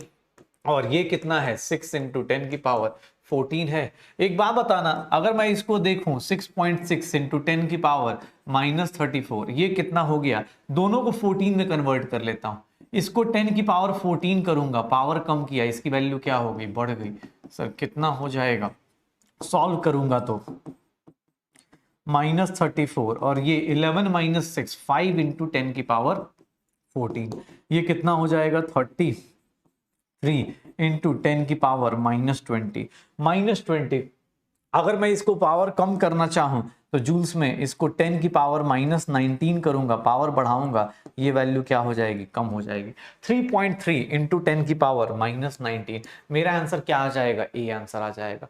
सीधा सीधा फॉर्मूला बेस्ड क्वेश्चन है, सीधा सीधा फॉर्मूला बेस्ड क्वेश्चन है। जिन लोगों का आंसर डी आया है बेटा, आप पावर में गलती कर रहे हो। डी जिन लोगों का आंसर आया पावर में गलती कर रहे हो। आप इसको 11, पावर कॉमन होगा तभी माइनस कर पाओगे ना, 10 की पावर 14 कर लो।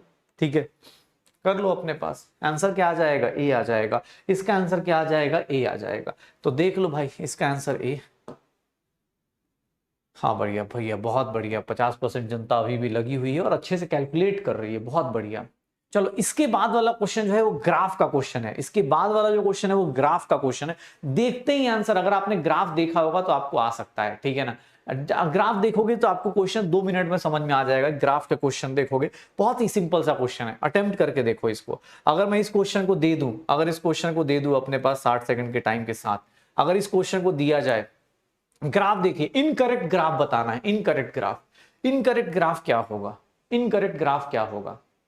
पोल नहीं आ रहा, छोड़ देना भाई, पोल की टेंशन क्यों ले रहा है। इनकरेक्ट ग्राफ देख ले। आप फॉर्मूला शीट बना दूंगा भाई, तेरी जिंदगी में फॉर्मूला शीट जो है मैं बना दूंगा, कल मैं डाल दूंगा टेलीग्राम पे और यहाँ पे भी शीट्स में डाल दूंगा। हाँ भाई डाल दूंगा, टेंशन मत ले, तू फॉर्मूला शीट की टेंशन मत ले भाई, पोल की भी टेंशन मत लो यार। तुम अपने क्वेश्चन से आंसर देखो, कौन सा क्वेश्चन है जो दिख रहा है, काइनेटिक एनर्जी और फ्रीक्वेंसी का ग्राफ यही था शायद, ये ग्राफ सही है। सर नंबर ऑफ फोटॉन्स बढ़ेंगे, जैसे जैसे इंटेंसिटी बढ़ाओगे नंबर ऑफ फोटॉन्स भी बढ़ेंगे, ठीक है।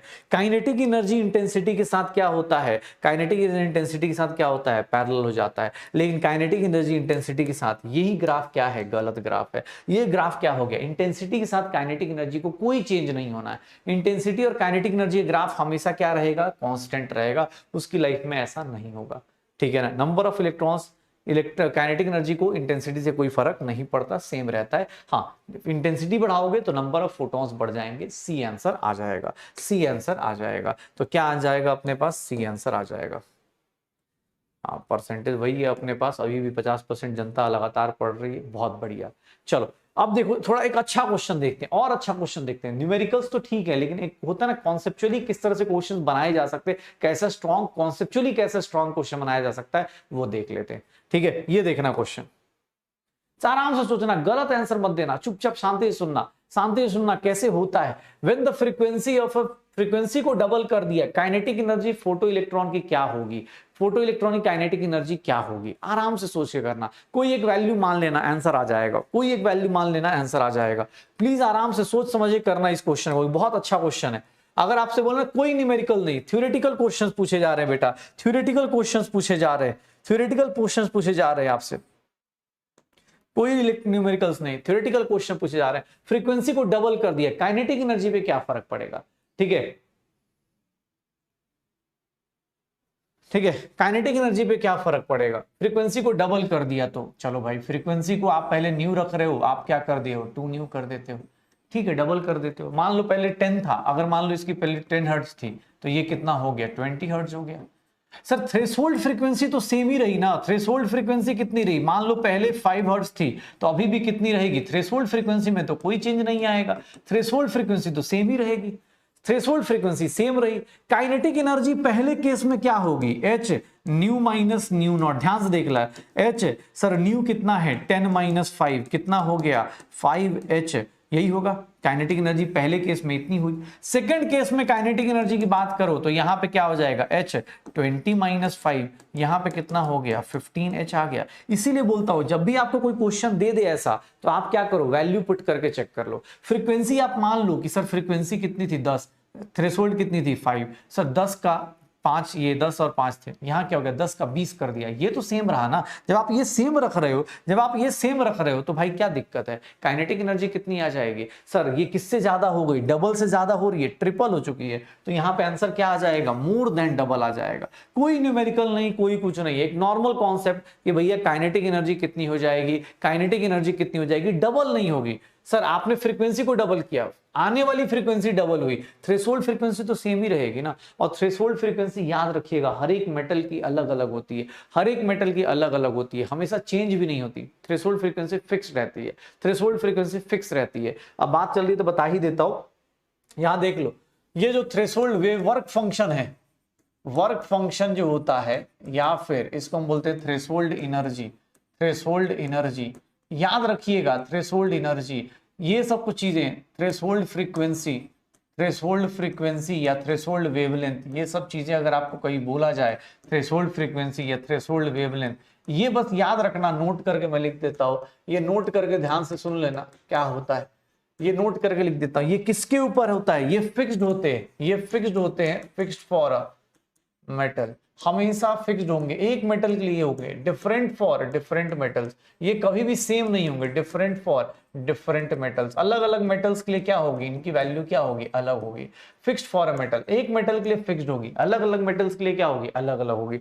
सर ये ध्यान रखिएगा, threshold frequency, threshold wavelength, work function, threshold energy, हर एक मेटल का अपना फिक्स्ड होगा और प्लस अलग अलग होगा। अच्छा पोल का रिजल्ट नहीं देखा था क्या, सी अब यहाँ देखो जनता फंसी है, बहुत सारी जनता ट्रैप हुई है।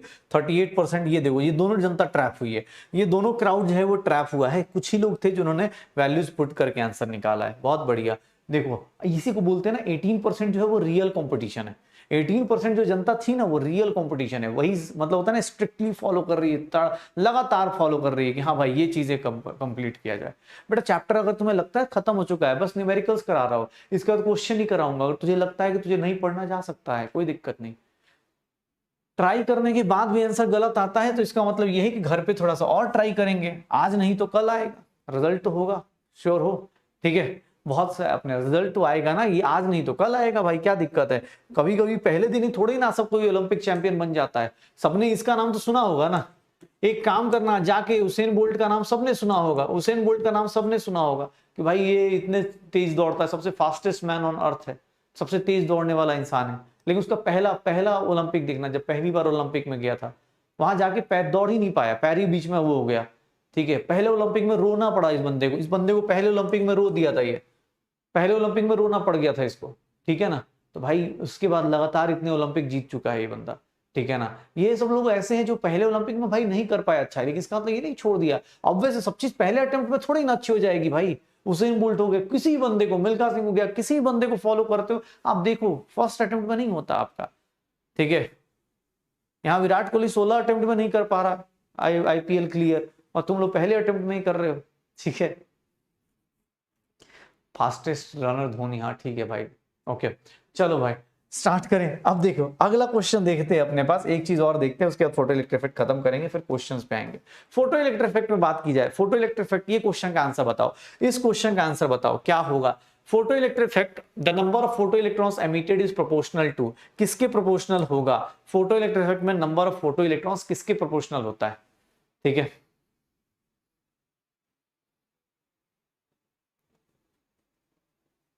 जल्दी, बट बेटा बस अब अपना चैप्टर खत्म है, फिनिश्ड है, अब कुछ बचा ही नहीं है। बाकी चीजें आपके ऊपर है, जितनी पढ़ाई करोगे उतना अच्छा रहेगा, नहीं तो कोई दिक्कत नहीं, अपने को क्या है।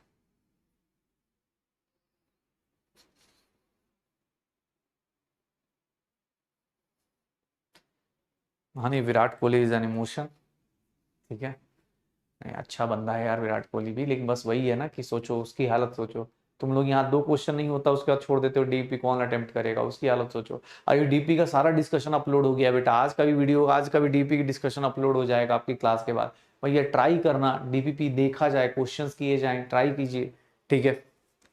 डीपी से डिस्कशन करके आप क्वेश्चंस ट्राई करो। हाँ न्यूमेरिकल्स में अभी जब इनऑर्गेनिक चलेगी तो न्यूमेरिकल्स का ट्राई करना कि न्यूमेरिकल्स सारा रिवाइज कर लो।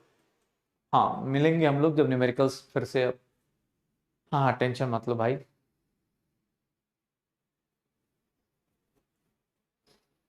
क्या होगा देख लो sir, photoelectronic number of photo electrons किस पे डिपेंड करेगा सर, जितनी इंटेंसिटी बढ़ाओगे, जितनी इंटेंसिटी बढ़ाओगे, याद करो इंटेंसिटी बढ़ाने का मतलब क्या हो गया कि sir 1 line 2 line 3 line 4 line 5 line, sir जितनी ज्यादा नंबर इंटेंसिटी बढ़ाओगे मतलब उतनी ज्यादा रेडिएशंस बढ़ेंगी, तो उतनी ज्यादा क्या हो जाएगी आपके पास इंटेंसिटी, क्या हो जाएगी आपकी इंक्रीज हो जाएगी, इंटेंसिटी क्या होगी उतनी ज्यादा, सॉरी फोटो इलेक्ट्रॉन्स क्या होंगे, ज्यादा होंगे। वर्क फंक्शन से कोई लेना देना नहीं, वेलोसिटी से कोई लेना देना नहीं, फ्रीक्वेंसी से इसको कोई फर्क पड़ेगा नहीं, आंसर क्या आ जाएगा इंटेंसिटी। और आंसर देखते हैं इंटेंसिटी वाले कितने लोग हैं, वेरी गुड, क्या बात है यार, 62% जनता, बहुत बढ़िया बहुत बढ़िया, ठीक है ना, हो जाएगा सर, पक्का डन।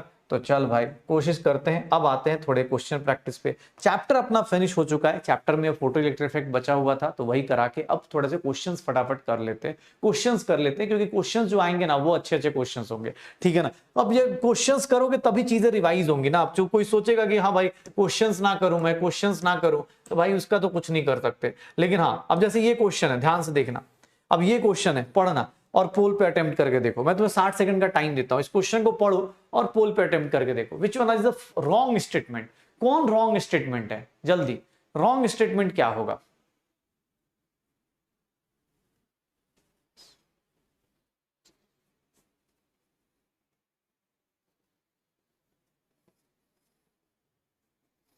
क्या होगा,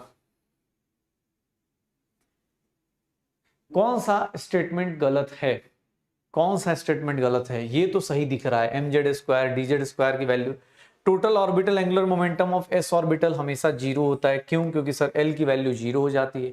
एक ऑर्बिटल को 3 क्वांटम नंबर्स डिसाइड करते हैं एन एल एम, लेकिन एक इलेक्ट्रॉन के लिए कितने चाहिए? 4 सेट ऑफ क्वांटम नंबर्स।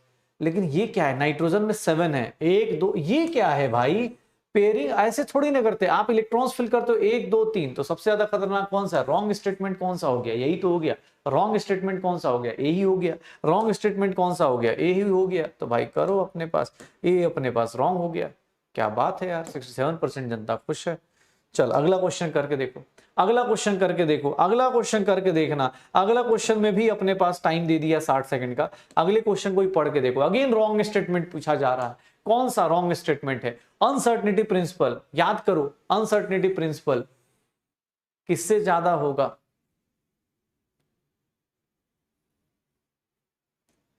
यहां h/4 एच बार है यार, नहीं ये देख लेना, यहाँ पे h/4 है, ये गलती से इस पे लिखा हुआ है h/4। नहीं h/4 है, कोई और है, ठीक है h/4 है, ध्यान से सुनना, ये h/4 है, गलती से 2 लिखा हुआ है h/4। Uncertainty principle delta E into delta T h/4, ये स्टेटमेंट सही है। Half field and fully field ज्यादा स्टेबल होते हैं बिकॉज उनके अंदर एक्सचेंज एनर्जी ज्यादा होती है, सिमेट्री ज्यादा होती है।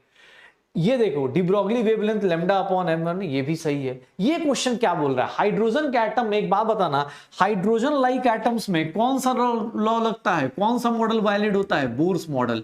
और एक बात बताओ, बोर्स मॉडल में कब से 2s और 2p आ गया? बोर्स मॉडल में 2s और 2p नहीं होता है। बोर्स मॉडल में आपको ही पता था, याद करना, ऐसे करके पढ़ा था, n = 1, n = 2, n = 3। तो याद रखना, एक नोट करके लिख देता हूं, एक पॉइंट नोट करके एक पॉइंट लिख देता हूं कि फॉर हाइड्रोजन एटम या फिर hydrogen like atom, hydrogen like atom में आपके लिए सर 1s की वैल्यू, 1s कम होगा, 2s और 2p क्या होंगे? उसको सेकंड ऑर्बिट से मतलब है। 3s 3p और 3d क्या होंगे? सेम होंगे।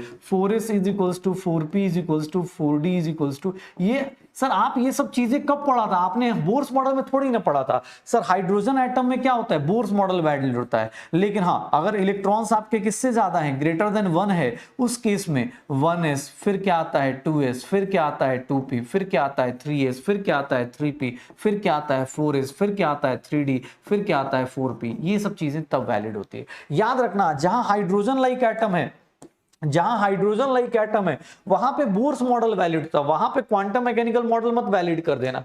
ये क्वेश्चन में देख लो अपने पास, अच्छा क्वेश्चन है, ये क्वेश्चन देख लेना अपने को जब भी मिलेगा, इस तरह क्वेश्चंस को देख लो कि सर नोट करके ये देख लेना कि for hydrogen like atom 1s 2s 2p 3s 3p 3d, ये हाइड्रोजन ये सब बराबर है। क्यों? क्योंकि वहां तो fourth orbit, second orbit, third orbit से मतलब था। बोर्स मॉडल में काहे का s और p, तो इसका आंसर क्या आ जाएगा सर? थर्ड आंसर आ जाएगा। क्या आंसर आ जाएगा? थर्ड आंसर आ जाएगा। थर्ड आंसर आ जाएगा अपने पास। इसका आंसर क्या आ जाएगा? सी आंसर आ जाएगा। इसका आंसर क्या आ जाएगा? सी आंसर आ जाएगा। जो लोग कुछ ए वाले थे, थोड़ा आराम से सोच समझ के धीरे धीरे करो यार क्वेश्चंस में। चलो भाई, बहुत डिफिकल्ट क्वेश्चन दे रहा हूं, बहुत डिफिकल्ट क्वेश्चन दे रहा हूं भाई। इतना डिफिकल्ट क्वेश्चन तुमने शायद ना किया हो, अटेम्प्ट करके देख लो, अटेम्प्ट करके देख लो। बहुत डिफिकल्ट क्वेश्चन है, इतना डिफिकल्ट क्वेश्चन शायद देखो तुमने ना किया हो, अटेम्प्ट करके देख लो, अटेम्प्ट करके देख लो कितना होगा, क्या होगा, कैसे आएगा इसका आंसर, क्या होगा। पोल भी दे ही देता हूं भाई, 60 सेकंड काफी है। Last, unpaired electron of chlorine, unpaired electron of chlorine क्या होगा? अनपेयर्ड इलेक्ट्रॉन ऑफ क्लोरीन क्या होगा? अनपेयर्ड इलेक्ट्रॉन ऑफ क्लोरीन क्या होगा?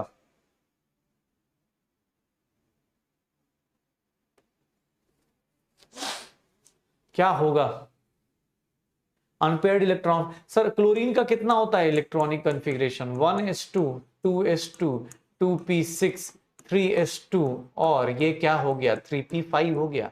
3p5 मतलब क्या हो गया सर? 3p5 मतलब यही हो जाएगा सर, 1 2 3 4 5। तो सर लास्ट इलेक्ट्रॉन का n की वैल्यू कितनी आ गई? 3। l की वैल्यू क्या हो गई? 1। 3 और 1 देख लो, एक ही ऑप्शन तो मैच कर रहा है। 3 और 1 का एक ही ऑप्शन तो मैच कर रहा है। 3 और 1 का एक ही ऑप्शन तो मैच कर रहा है। क्या आंसर आ जाएगा? क्या आंसर आ जाएगा? क्या आंसर आ जाएगा? सी आंसर आ जाएगा। क्या आंसर होगा? सी आंसर होगा। सी आंसर हो जाएगा। देख लो, हो जाएगा, देख लो भाई, बढ़िया। ये देखना अपने पास, जैसे जैसे क्वेश्चंस मिलते जाएंगे। अब ये देख अपने पास, जैसे मैग्नेटिक मोमेंट याद कर, मैग्नेटिक मोमेंट याद है किसका क्या होता था? सोडियम प्लस है, सोडियम प्लस है, सोडियम का इलेक्ट्रॉनिक कन्फिग्रेशन लिखो। मैग्नेटिक मोमेंट का फॉर्मूला याद है सबको? मैग्नेटिक मोमेंट कैसे निकालते थे? Under root n into n plus two into क्या आ जाता था? बीएम आ जाता था। सर यही तो होता था। एन क्या था? Number of unpaired electron. N क्या था? Number of unpaired electron. भाई क्वेश्चंस अटेम्प्ट करके देख लो, नंबर ऑफ अनपेयर्ड इलेक्ट्रॉन यही था शायद। सोडियम प्लस का सोडियम क्या होता था? 1s2 2s2 2p6 3s1 होता था। ध्यान से देखना, सोडियम प्लस जैसे ही करोगे, सोडियम प्लस जैसे ही करोगे, इलेक्ट्रॉन्स कहां से जाते थे? आने टाइम अप रूल था, लेकिन जाते टाइम क्या हो जाएगा? सर इसमें कोई भी अनपेयर्ड इलेक्ट्रॉन है क्या? नंबर ऑफ अनपेयर्ड इलेक्ट्रॉन कितना हो गया? 0। अनपेयर्ड इलेक्ट्रॉन कितना हो गया? 0। तो सर सबसे कम तो इसी के पास हो गया। सबसे कम कौन सा होगा? सोडियम ही होगा। तो इसमें तो चेक भी नहीं करना था, सबसे कम सोडियम ही हो गया। एक काम करते हैं, आयरन को देखते हैं। आयरन क्या होता है? 1s2 2s2 2p6, आयरन 26 होता है। 3s2 3p6 4s2 और क्या हो गया? 3d6। आयरन पे +3 कर दोगे, आयरन पे +3 करोगे। सर 3 इलेक्ट्रॉन्स जाने हैं। 3 इलेक्ट्रॉन्स जब जाने की बारी आएगी तो सबसे पहले कहां से जाएगा? सर सबसे पहले कहां से जाएगा? यहां से। 2 चले गए, 4s0, और 3d से भी क्या चला जाएगा? 1 चला जाएगा। अनपेयर्ड इलेक्ट्रॉन कितने हो गए? अनपेयर्ड इलेक्ट्रॉन कितने हो गए इसके पास? सर 5 अनपेयर्ड इलेक्ट्रॉन हो गए। अनपेयर्ड इलेक्ट्रॉन आयरन पे कितने हो जाएंगे? 5। कोबाल्ट देखो तो कोबाल्ट का, आयरन का एटॉमिक नंबर 26, कोबाल्ट का एटॉमिक नंबर क्या होगा? 27। तो इसका भी क्या होगा configuration? 1s2 2s2 2p6 3s2 3p6 4s2 और 3d क्या हो जाएगा? 7। क्या क्या बोल रहा है? कोबाल्ट +2 बोल रहा है। कोबाल्ट +2 करोगे, 2 इलेक्ट्रॉन्स जब रिलीज करोगे क्या हो जाएगा? 2p6 3s2 3p6। कहां से 2 इलेक्ट्रॉन्स जाएंगे? 4s0, 3d क्या हो गया? 7। 3d 7 में आप कॉन्फ़िगरेशन बनाओगे, अनपेयर्ड इलेक्ट्रॉन देखोगे, अनपेयर्ड इलेक्ट्रॉन 3d 7 में कितने आएंगे? 3। कैसे? 3d 7 बना के देख लो। 3d 7 कैसा बनेगा? 1 2 3 4 5 6 7, 3 अनपेयर्ड इलेक्ट्रॉन है। तो ये कितना हो गया? सर अभी तक तो कोबाल्ट जीत रहा है, सॉरी आयरन जीत रहा है, और बचा कौन सा है? क्रोमियम है। क्रोमियम कितना होता है? 24 होता है। इसका कॉन्फ़िगरेशन देख लो, 1s2 2s2 2p6 3s2 3p6 4s1 होता है, और 3d क्या होता है? 5। तो सर जैसे ही लिखूंगा क्रोमियम +2, 2 इलेक्ट्रॉन्स हटाने हैं, तो 1s2 2s2, क्रोमियम एक्सेप्शन था बेटा, याद करना, क्रोमियम एक्सेप्शन था हम लोगों के लाइफ में। 3p6 4s0 और 3d क्या हो गया? 4। इसके पास अनपेयर्ड इलेक्ट्रॉन कितने हो गए? 4 हो गए। जिसके पास जितने अनपेयर्ड इलेक्ट्रॉन, उसका मैग्नेटिक मोमेंट उतना हाई। सबसे कम सोडियम का, सबसे हाईएस्ट किसका? आयरन का। सबसे हाईएस्ट किसका? आयरन का। फिर किसका? क्रोमियम का। क्रोमियम का फिर किसका? कोबाल्ट का। क्या आंसर आ जाएगा? बी आंसर आ जाएगा। सबका कॉन्फ़िगरेशन निकाल के चेक करो, जिसके number of unpaired electrons high, जितने number of unpaired electrons high, उतने ज्यादा क्या हो जाएंगे? उसका मैग्नेटिक मोमेंट क्या हो जाएगा? ज्यादा हो जाएगा। उतना ज्यादा मैग्नेटिक मोमेंट ज्यादा होगा। ठीक है, तो ये ध्यान रखना। हो जाएगा? श्योर हो? चलो भाई क्वेश्चंस देखो भाई, आज क्वेश्चन ही करना है अपने को, क्वेश्चन ही करना है। क्या होगा ये देख लेना अपने पास। ये क्वेश्चन देखना, क्वेश्चन प्रैक्टिस कर लेते हैं भाई। जितना क्वेश्चन लेके आऊं उतना तो करा के जाऊंगा। क्या होगा? क्या होगा इसका आंसर? क्या होगा? करेक्ट ऑर्डर ऑफ रेडियस क्या होगा? फर्स्ट ऑर्बिट का रेडियस निकालना है। किसका? हाइड्रोजन का, हीलियम प्लस का, लिथियम +2। एक बात बताओ, इन सब पे क्या वैलिड है? इन सब पे बोर्स मॉडल वैलिड है। याद रखना, इन सब पे कौन सा वैलिड मॉडल है? बोर्स मॉडल वैलिड है। और सर रेडियस किस पे डिपेंड करता था? n²/z पे डिपेंड करता था। याद करो, यही था ना बोर्स मॉडल में, रेडियस n²/z होता था। सर सबका फर्स्ट ऑर्बिट है, मतलब n फिक्स्ड है, तो रेडियस इनवर्सली प्रोपोर्शनल टू क्या हो गया? z हो गया। क्या? एटॉमिक नंबर जिसका हाई होगा, जिसका एटॉमिक नंबर हाई होगा उसका रेडियस सबसे कम होगा। सर एटॉमिक नंबर सबसे कम वाले का आंसर क्या आ जाएगा? फर्स्ट आंसर आ जाएगा। जिसका एटॉमिक नंबर सबसे कम, वो सबसे आसानी से आ जाएगा। निकाल लो। क्यों? क्योंकि सर ऑर्बिट सेम है ना, n की वैल्यू सेम है, तो रेडियस किस पे डिपेंड करेगा? z पे। z के हिसाब से निकाल लेना। ठीक है, चल भाई क्वेश्चन देख, और क्वेश्चन देख अपने पास। ये क्वेश्चन देख क्या बोल रहा है, हाईएस्ट एनर्जी किसकी होगी? चल इसका पोल करके देता हूं, बता इसका आंसर बता। Which one of the following set of quantum numbers belongs to highest energy, किसकी एनर्जी सबसे हाईएस्ट होगी, किसकी एनर्जी हाईएस्ट होगी, सबसे एनर्जी ज्यादा किसकी हाईएस्ट होगी, ठीक है, सबसे ज्यादा एनर्जी किसकी हाईएस्ट होगी, बताओगे सबसे ज्यादा हाईएस्ट एनर्जी किसकी होगी, हाईएस्ट एनर्जी किसकी होगी, देख लो किसकी हाईएस्ट एनर्जी लग रही है अपने पास, किसकी हाईएस्ट एनर्जी लग रही है, किसकी हाईएस्ट एनर्जी लग रही है, किसकी हाईएस्ट एनर्जी लग रही है, हाईएस्ट एनर्जी किसकी हो जाएगी, एन की वैल्यू किसका हो जाएगा सर, एन प्लस एल, याद करो एन प्लस एल का रूल पढ़ा था, तो एन प्लस एल रूल याद रखो, एन प्लस एल रूल याद रखो, एन प्लस एल का देख लो किसका आंसर आ जाएगा, किसका आंसर आ जाएगा, एन प्लस एल ऐड कर लो, सर यहाँ 4 हो गया, यहाँ 3 हो गया, यहाँ 4 हो गया, यहाँ 5 हो गया, तो जहां तक मैं देख रहा हूं यही मेरा सबसे हाईएस्ट एनर्जी का ऑर्डर आ जाएगा, आंसर क्या हो जाएगा, डी आंसर आ जाएगा, ये आंसर क्या हो जाएगा, डी आंसर आ जाएगा, और कुछ नहीं, डी आंसर आ जाएगा, बढ़िया, गुड। चलो अगला क्वेश्चन देखो, अगला क्वेश्चन बताना है ये कितने लोग सही कर सकते हैं, ये कितने लोग सही कर सकते हैं, कॉपर का इलेक्ट्रॉनिक कॉन्फ़िगरेशन लिखा हुआ है, कॉपर का इलेक्ट्रॉनिक कॉन्फ़िगरेशन लिखा हुआ है, बताओगे क्या आंसर आएगा, कॉपर का इलेक्ट्रॉनिक कॉन्फ़िगरेशन लिखा हुआ है, बताओगे क्या आंसर आएगा, कॉपर का इलेक्ट्रॉनिक कॉन्फ़िगरेशन क्या आंसर आएगा,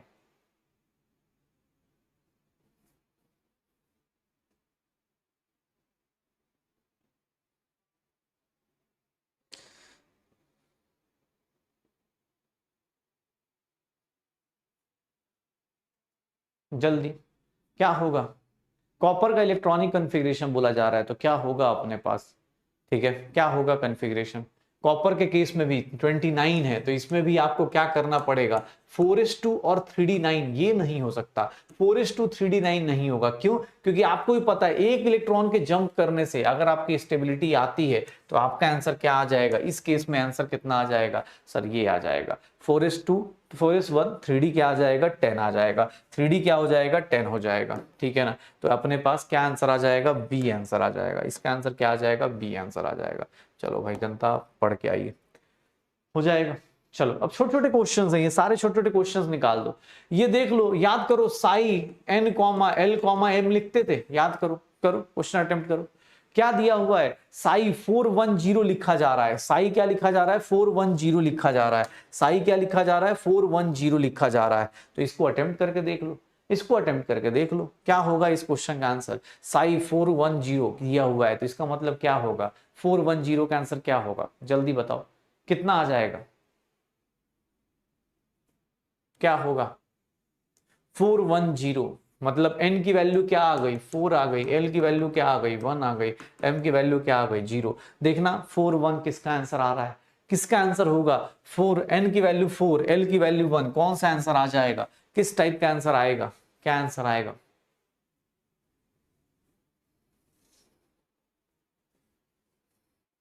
क्या आंसर आ जाएगा,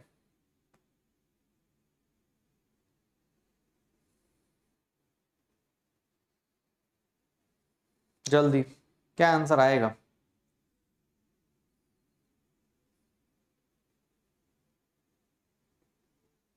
जल्दी जल्दी क्या होगा, जल्दी बताओ कितना आ जाएगा सर, 3 अपने पास क्या आंसर आ जाएगा 4p आ जाएगा, 4p आ जाएगा, कैसे सर n l, अगर n 4 है l क्या है 1 है तो 4p अपने पास, गुड, चलिए बढ़िया।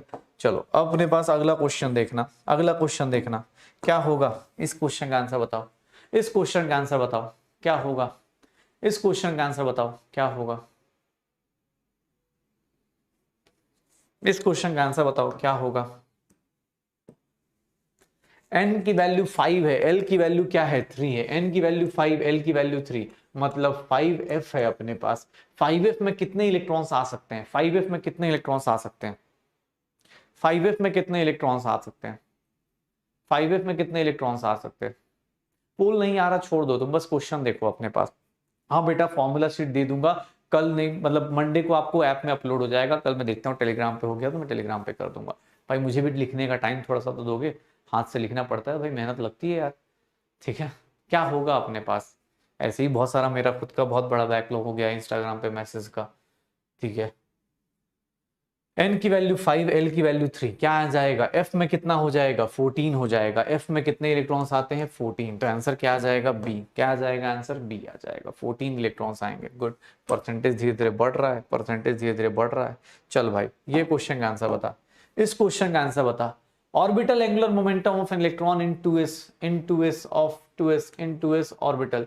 किसी ऑर्बिटल एंगुलर मोमेंटम बताना है 2s ऑर्बिटल के इलेक्ट्रॉन्स का, क्या होगा इस क्वेश्चन का आंसर? ऑर्बिटल एंगुलर मोमेंटम क्या हो जाएगा? इस क्वेश्चन का आंसर बताओ, क्या होना शुरू होगा?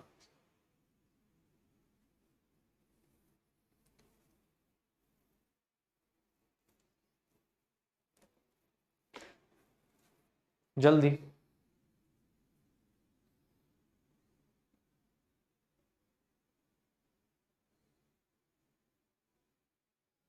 क्या होगा सर? इसका सीधा सीधा क्या हो जाएगा? ऑर्बिटल एंगुलर मोमेंटम का फॉर्मूला क्या था? L into L plus one H upon 2 पाई, यही था। तो ये भाई L की वैल्यू क्या हो जाती है? 2s में L की वैल्यू क्या होगी? जीरो। जीरो पुट करोगे, आंसर क्या आ जाएगा? इसका एंगुलर मोमेंटम कितना आ जाएगा? जीरो आ जाएगा। इसका एंगुलर मोमेंटम कितना आ जाएगा? जीरो आ जाएगा। तो मेरा आंसर क्या आएगा? B is the correct answer. B is the correct answer. Very good, क्या बात है, बहुत बढ़िया, बहुत बढ़िया। चल भाई, ये क्वेश्चन बता, ये क्वेश्चन बता क्या होगा इसका आंसर? 4d है, 5p है, 5f है, 6p है, ये सारे ऑर्बिटल्स लिखे हुए, ये सारे ऑर्बिटल्स दिए हुए हैं। कोई बोल रहा है कि सर इनको डिक्रीजिंग ऑर्डर ऑफ एनर्जी में ऑर्डर अरेंज करना है, डिक्रीजिंग ऑर्डर में अरेंज करना है। चलो आंसर निकाल के दिखाओ, क्या होगा इसका आंसर? क्या होगा? 4d है, 5p है, 5f है, 6p है, क्या होगा? क्या होगा? हाँ भाई, क्वेश्चंस करा देता हूँ, उसका ब्रेक ही ब्रेक है, टेंशन मत ले। हाँ, अभी ब्रेक ही ब्रेक होगा, एंजॉय करेंगे ब्रेक।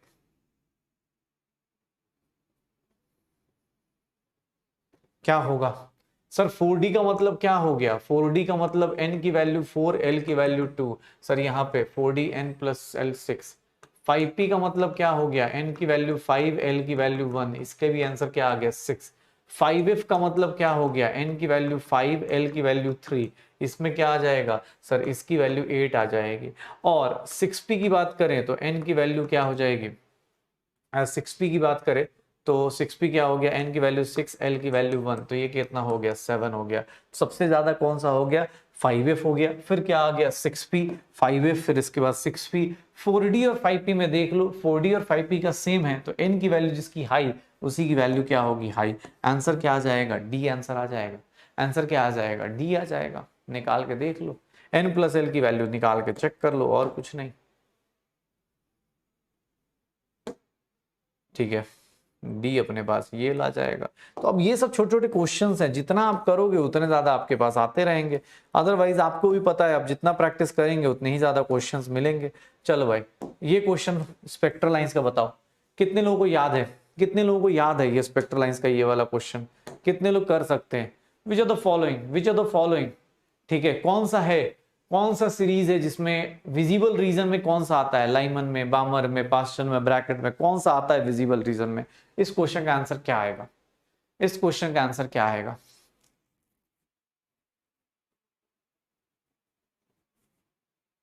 क्या आएगा?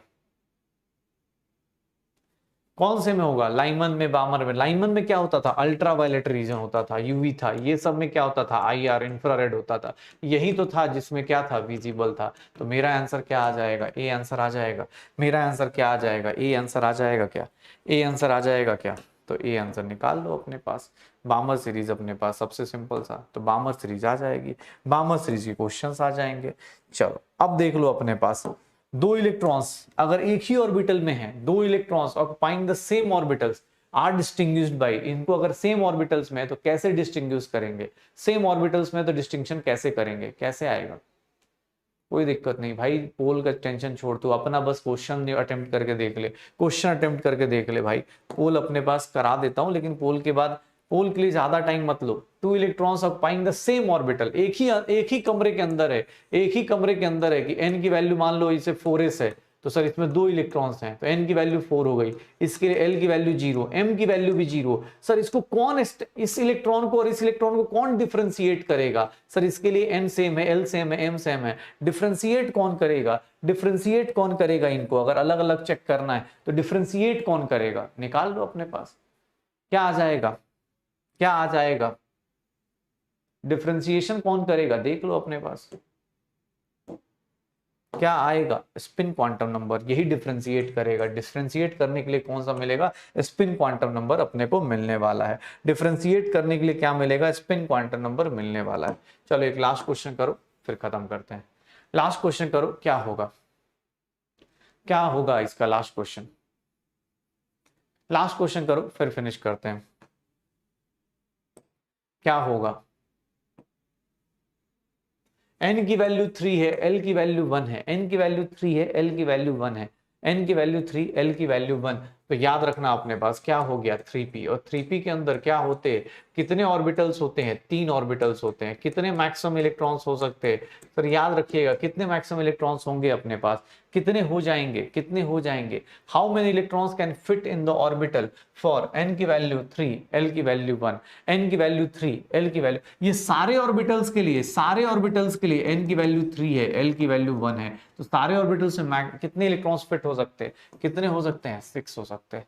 कितने हो सकते हैं, 6 हो सकते हैं, ठीक है ना। कितने हो जाएंगे, 6 हो जाएंगे। तो क्या आंसर आ जाएगा अपने पास, बी आ जाएगा, क्योंकि ये सारे ऑर्बिटल्स के लिए, सारे ऑर्बिटल्स के लिए, सारे ऑर्बिटल्स के लिए क्या आ जाएगा, बी आंसर आना शुरू हो जाएगा। सारे ऑर्बिटल्स के लिए अपने पास देखोगे तो बी आंसर आएगा, क्योंकि इनके भी n की वैल्यू 3 है, l की वैल्यू 1 है। m की वैल्यू अलग अलग होगी, इसकी m की वैल्यू 1 है, इसकी 0 है, तो m की वैल्यू तो पूछ ही नहीं रहा ना, m की वैल्यू से मतलब ही नहीं है, वो तो पूछ रहा है कि भाई कितने इलेक्ट्रॉन्स हैं जिनके ऑर्बिटल की वैल्यू इतनी होगी, निकाल ले भाई, कितनी आ जाएगी, 6 आ जाएगी।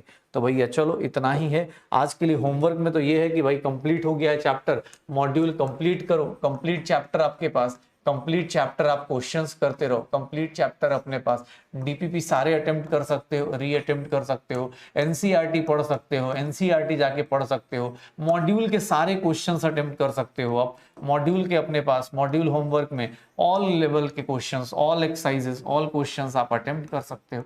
आप ये सारी चीजें अटेम्प्ट कर लो, हो गया।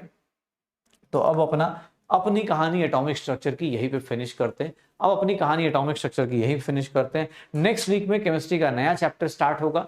भाई ट्राई करते हैं अपने मूल concept atomic structure, 2 major chapters हो गए, मजाक मजाक में ही या जो भी स्पैमर से या जो भी चीजें हो, 2 से 3 क्वेश्चन आपके हो चुके हैं। अभी हमने 2023 का जो क्वेश्चन पेपर लिया था जून वाला, उसमें 4 क्वेश्चन हमने अटेम्प्ट कर लिए थे शायद, जो लोग भूल चुके हैं उनको बता दो। 4 क्वेश्चंस आपने 6 जून को जो मणिपुर वाला पेपर था उसमें से 4 क्वेश्चंस आपने अटेम्प्ट किए, 2 चैप्टर से 4 क्वेश्चन।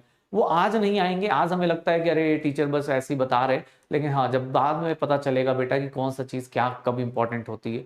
कभी कभी कुछ चीजें हमें नहीं पता चलती, जब शुरुआत में होती तो नहीं पता चलती क्या यार इंपॉर्टेंस क्या है, लेकिन जब टाइम आता है तो उसकी इंपॉर्टेंस पता चलती है।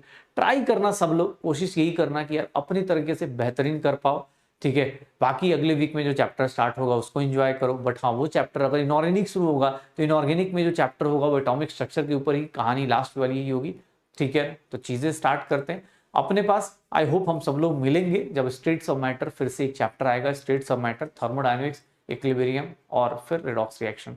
फिजिकल केमिस्ट्री 11th की काफी अच्छी है, न्यूमेरिकल्स ज्यादा करने हैं, लेकिन हाँ कोशिश करेंगे तो चीजें शानदार होंगी। ओके कोशिश करते रहो, ठीक है। मुझे पता है बहुत सारे लोग पढ़ रहे हो, बहुत सारे लोग बहुत सारी चीजें टेंशन लेके बैठे, टेंशन मतलब जो होगा पॉजिटिव ही होगा और अच्छा ही होगा, ठीक है ना। हाँ हम लोग मिलेंगे अभी जब ये क्लास होगी उस टाइम पे मिलने की कोशिश करेंगे, अगर कुछ चीजें होंगी तो आपको बता दी जाएंगी। ओके ट्राई करो भाई चैप्टर्स अपनी तरफ से, बाकी अपना प्यार देते जाना, फीडबैक कमेंट्स बता के जा सकते हो, क्योंकि स्पैमर्स ये सब बैठे पड़े वो हमें नेगेटिव करके चले जाते हैं। तो कोशिश करना भाई, अपना प्यार देते रहना, कोशिश करना क्लास के बाद जब हम लोग मिले, हाँ तब तक अगर मिड ब्रेक आता है, मेरी फिजिकल केमिस्ट्री ब्रेक आ रहा है, तो आप कुछ नहीं इंस्टाग्राम फेसबुक जहाँ भी कनेक्ट कर सकते हो, जहाँ भी टेलीग्राम पे जहाँ भी कनेक्ट कर सकते हो कर लेना। बस जुड़े रहना, बताते रहना कि पढ़ाई हो रही है या नहीं हो रही है। टीचर्स क्योंकि ऑनलाइन में यही 1-2 तरीके हैं जहाँ से हम एक दूसरे से बात कर सकते हैं, बता सकते हैं। ओके तो चलो सब लोगों को ढेर सारी अपने पास 2 चैप्टर्स, तुमने 11th क्लास के 2 चैप्टर्स ये 2 महीने में फिनिश कर लिए हैं, ठीक है ना। तो बहुत बड़ी बात है,